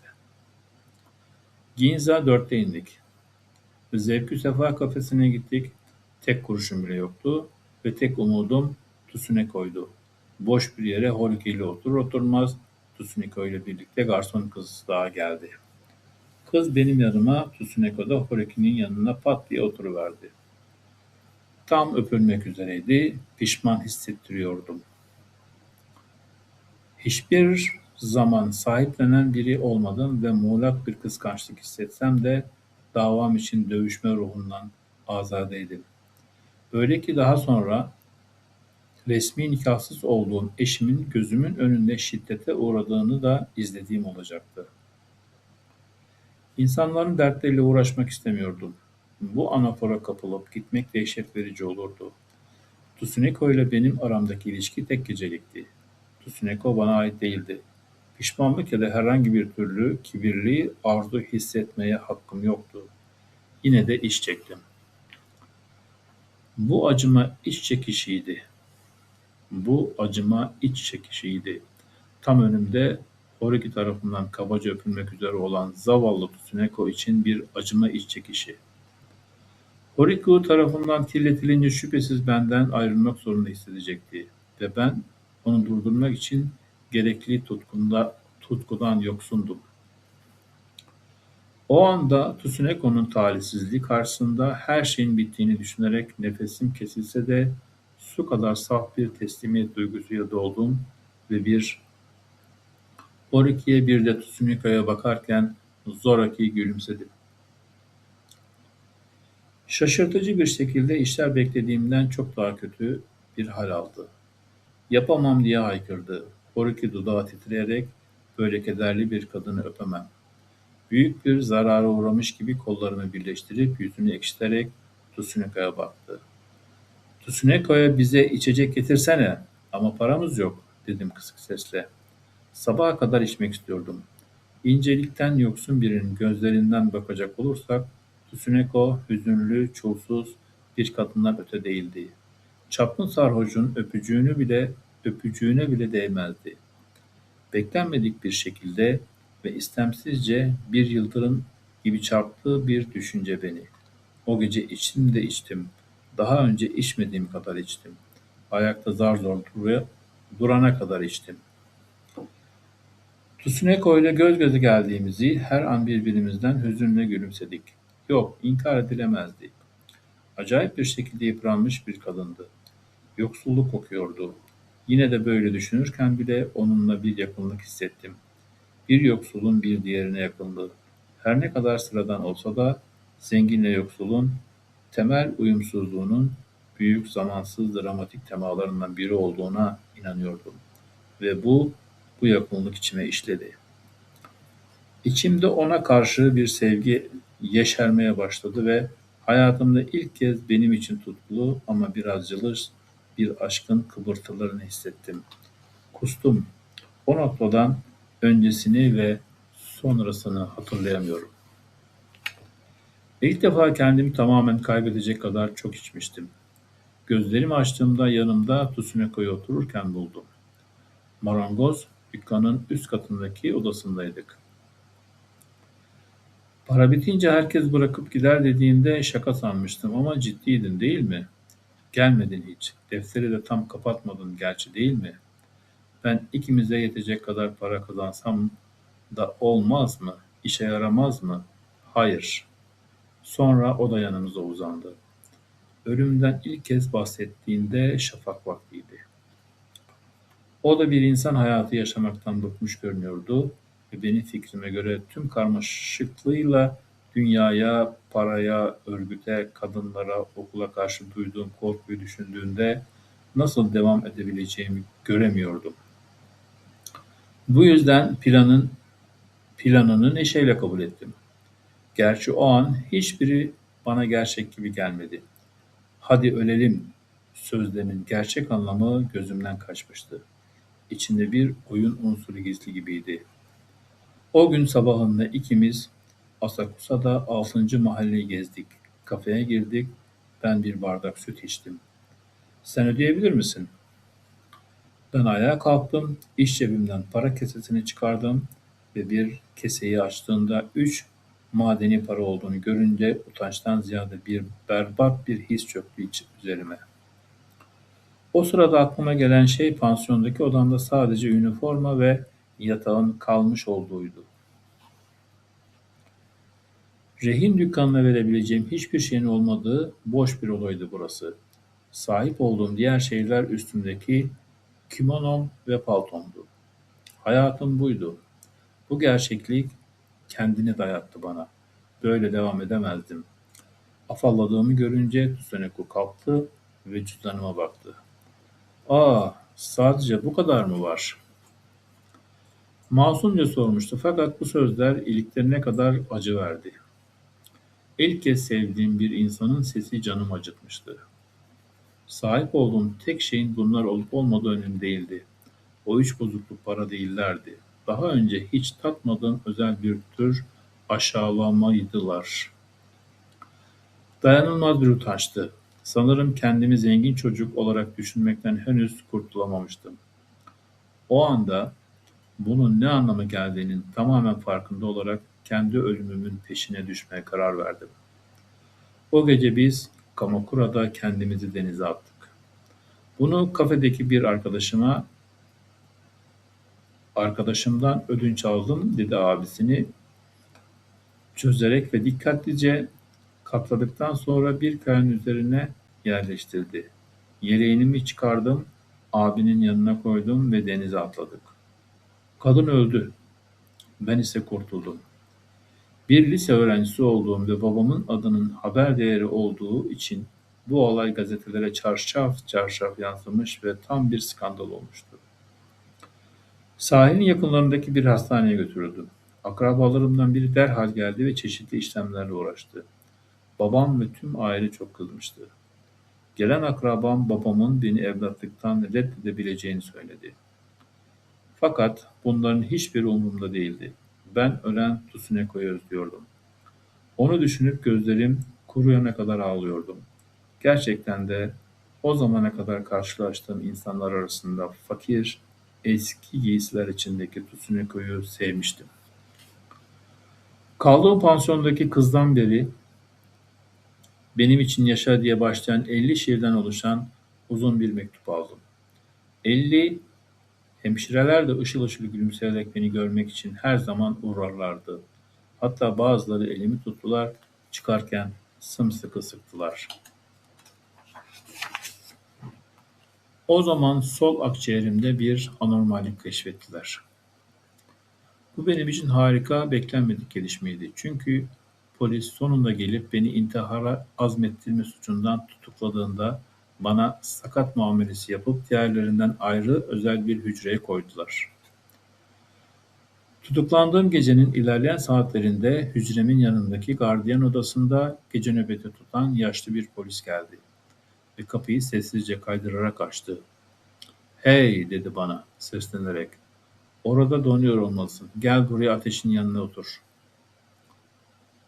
Mahsus üzgün bir şekilde odaya gittim ve sandalyeye oturup ısıtıcıya yaklaştım. "Ölen kadını gerçekten özlüyorsun değil mi?" "Evet." Farkında olmadan soluk giden bir ses tonuyla cevap vermiştim. Aşk böyle bir şey değil mi? Cesaretini toplayıp bir şeye zemin hazırlıyor gibiydi. Ona ne zaman bağlamıştın? Tıpkı bir yargıç gibi ciddiyetle beni sorgulamaya başladı. Sanki ben bir çocukmuşum ve o da soruşturmadan sorumlu başsavcıymış gibi tepeden bakar bir şekilde konuşuyordu. Sonuç olarak asıl amacı tüm müstehcen ayrıntıları anlatmamı sağlayarak uzun bir sonbahar gecesinin can sıkıntısını gidermekti. Anında anladım niyetini ve gülmemek elde değildi. Elbette yaptığı bu resmi olmayan sorguda hiçbir soruya cevap verme zorunluluğum olmadığını biliyordum. Ama sıkıcı geceye biraz tat katmak için onun maskaralığına iştirak ettim. Baş müfettişten daha önemsiz bir kişi olmadığına ve kaderimin tamamen onun ellerinde olduğunu hiç şüpheye yer bırakmayacak bir şekilde inanıyormuşum gibi davrandım. Birbiri ardına saçma sapan ifadeler uydurdum. Hepsi de az çok onun şehvetli merakını gidermeye yönelikti. Evet, anlıyorum. Galiba durumu anladım. İnsanlar her şeyi dürüst bir şekilde cevaplarsa biz de bunu göz önünde bulundururuz. Teşekkür ederim. Size minnettarım. Şahane bir performans sergilediğimi söylemeliyim. Bana en ufak bir faydası olmayan tutkulu bir performanstı. Şafak söktüğünde başkomiserin karşısına götürüldüm. Bu seferki resmi bir sorgulama olacaktı. Kapıyı açıp komiserin odasına girer girmez, "Vay, yakışıklı genç adam geldi. Bu senin hatan değil. Senin gibi yakışıklı bir çocuk doğurmuş olan annenin hatası." dedi. Koyu tenli, üniversiteden yeni mezun olmuş genç bir komiserdi. Aniden bu tarz konuşunca kendimi kötü hissetmeme neden oldu. Yüzümün yarısı porto şarabı lekeleriyle kaplanmış gibi korkunç bir biçimsizlik hissettim. Bu judo ya da kendo sporcusu gibi fiziği olan komiserin sorgusuyla aslında çabucak gecenin geç saatlerinde yaşlı polisin gizli ve ısrarcı arzu dolu soruları arasında büyük fark vardı. Onun soruları direkt ve meseleye yönelikti. Sorgulama bittiğinde komiser savcılığa gidecek belgeleri yazarken kendine dikkat etmelisin gerçekten de. Baksana, kan tükürüyorsun değil mi dedi. O sabah ben öksürürken mendille ağzımı kapatmıştım ve mendilde kırmızı leke misali bir şeyler bulaşmıştı. Fakat bunun boğazımdan gelen bir kandan ziyade gece kulağımın altından giren küçük bir çıban olduğunu düşünmüştüm. Fakat bunu söylemesem daha iyi olacaktı. Evet diye makul bir cevap vererek gözlerimi yere indirdim. Komiser belge işlerini bitirmişti. Mahkemeye çıkıp çıkmayacağıma savcı karar verecek ama veline telegraf ya da telefonla ulaşıp bugün Yokohama savcılığına gitmelerini istemek iyi olacak gibi. Çağırabileceğin biri var mı? Değil mi? Velin ya da Vasin. Okuldaki garantörüm Bay Shibuta'yı düşündüm. Benimle aynı köyden gelen 40 yaşlarında kısa boylu şişman bir bekardı. Resim ve antika şeylerinin ticaretini yapıyor. Ezelden beri babamın Tokyo'daki köşkünde yaşayıp profesyonel bir dal kavuk rolünü oynuyordu. Yüzü ve özellikle gözleri dil balığı görünümündeydi ve bu babamın ona taktığı isim haline gelivermişti. Ben de o zamandan beri bunu alışkanlık edinmiştim. Karakoldaki telefon rehberini aldım ve bir dil balığının evinin numarasını bulup aradım. Ondan Yokohama savcılığına gelmesini istediğimde değişik, küstah bir ses tonuyla konuşmuştu. Ama sonuç olarak gelecekti. Hey, o telefonu hemen dezenfekte edin. Kan öksürüyor bu. Nezarethanede beklerken bunu bağıran komiserin sesi kulaklarımda yankılandı. O gün öğleden sonra bileklerime ince bir sicim bağladılar. Pelerinimle ipin üstüne örtmeme izin verildi ama yine de Yokohama'ya giden trene binerken genç bir polis ipin öteki ucunu sımsıkı tutuyordu. Hiç gergin değildim. Hatta karakoldaki nezarethanemi ve o yaşlı polisi özlemiştim. Neden böyleydim? İşte bir suçlu durumundaydım. Ellerim bağlıydı ama sakin ve rahatlamış hissediyordum. Şimdi bile bu kelimeleri yazarken hafif bir mutluluk yeşeriyor içimde. Yine de güzel anılar arasında bile kırdığım bir pot vardı. Soğuk terler dökecek kadar çileden çıkaran bir hata. Ömrüm boyunca unutamayacağım bir falso. Loş, kasvetli bir yer olan savcılığa getirildim ve bir diğer üstünkörü sorgulamadan geçtim. Savcı 40 yaşlarında sessiz bir adamdı. Eğer bana güzellik atfedildiyse hiç şüphem yok ki aşağılık, şehvetli bir güzellikten başka bir şey değildi bu. Ne var ki savcının sahip olduğu güzellik, bilgeliğe ve dingeliğe sahip bir erdemli güzellikti. Önemsiz şeylere dikkat edecek bir tipe benzemiyordu ve bu yüzden gardımı tamamen indirdim. Yine bir öksürük nöbeti geçirirken sorularına dikkatim dağılmış bir halde yanıtlıyordum. Mendilimi çıkardım ve bir fırsattan yararlanabileceğimi düşünerek haince bir plan yaptım. Mendili ağzıma bastırırken göz ucuyla çaktırmadan bakarak 2 abartılı, hırıltılı öksürük ekledim. Gerçekten mi?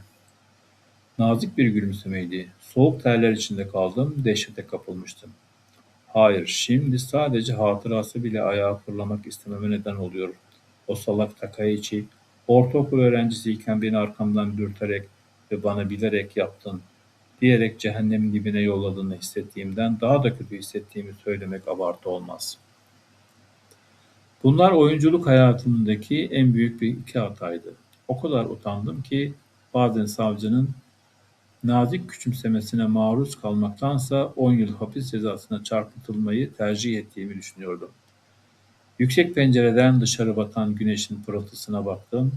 Bir sıra martı, bir sıra martı uçarken Çince karakterlerle kadın yazıyorlardı sanki.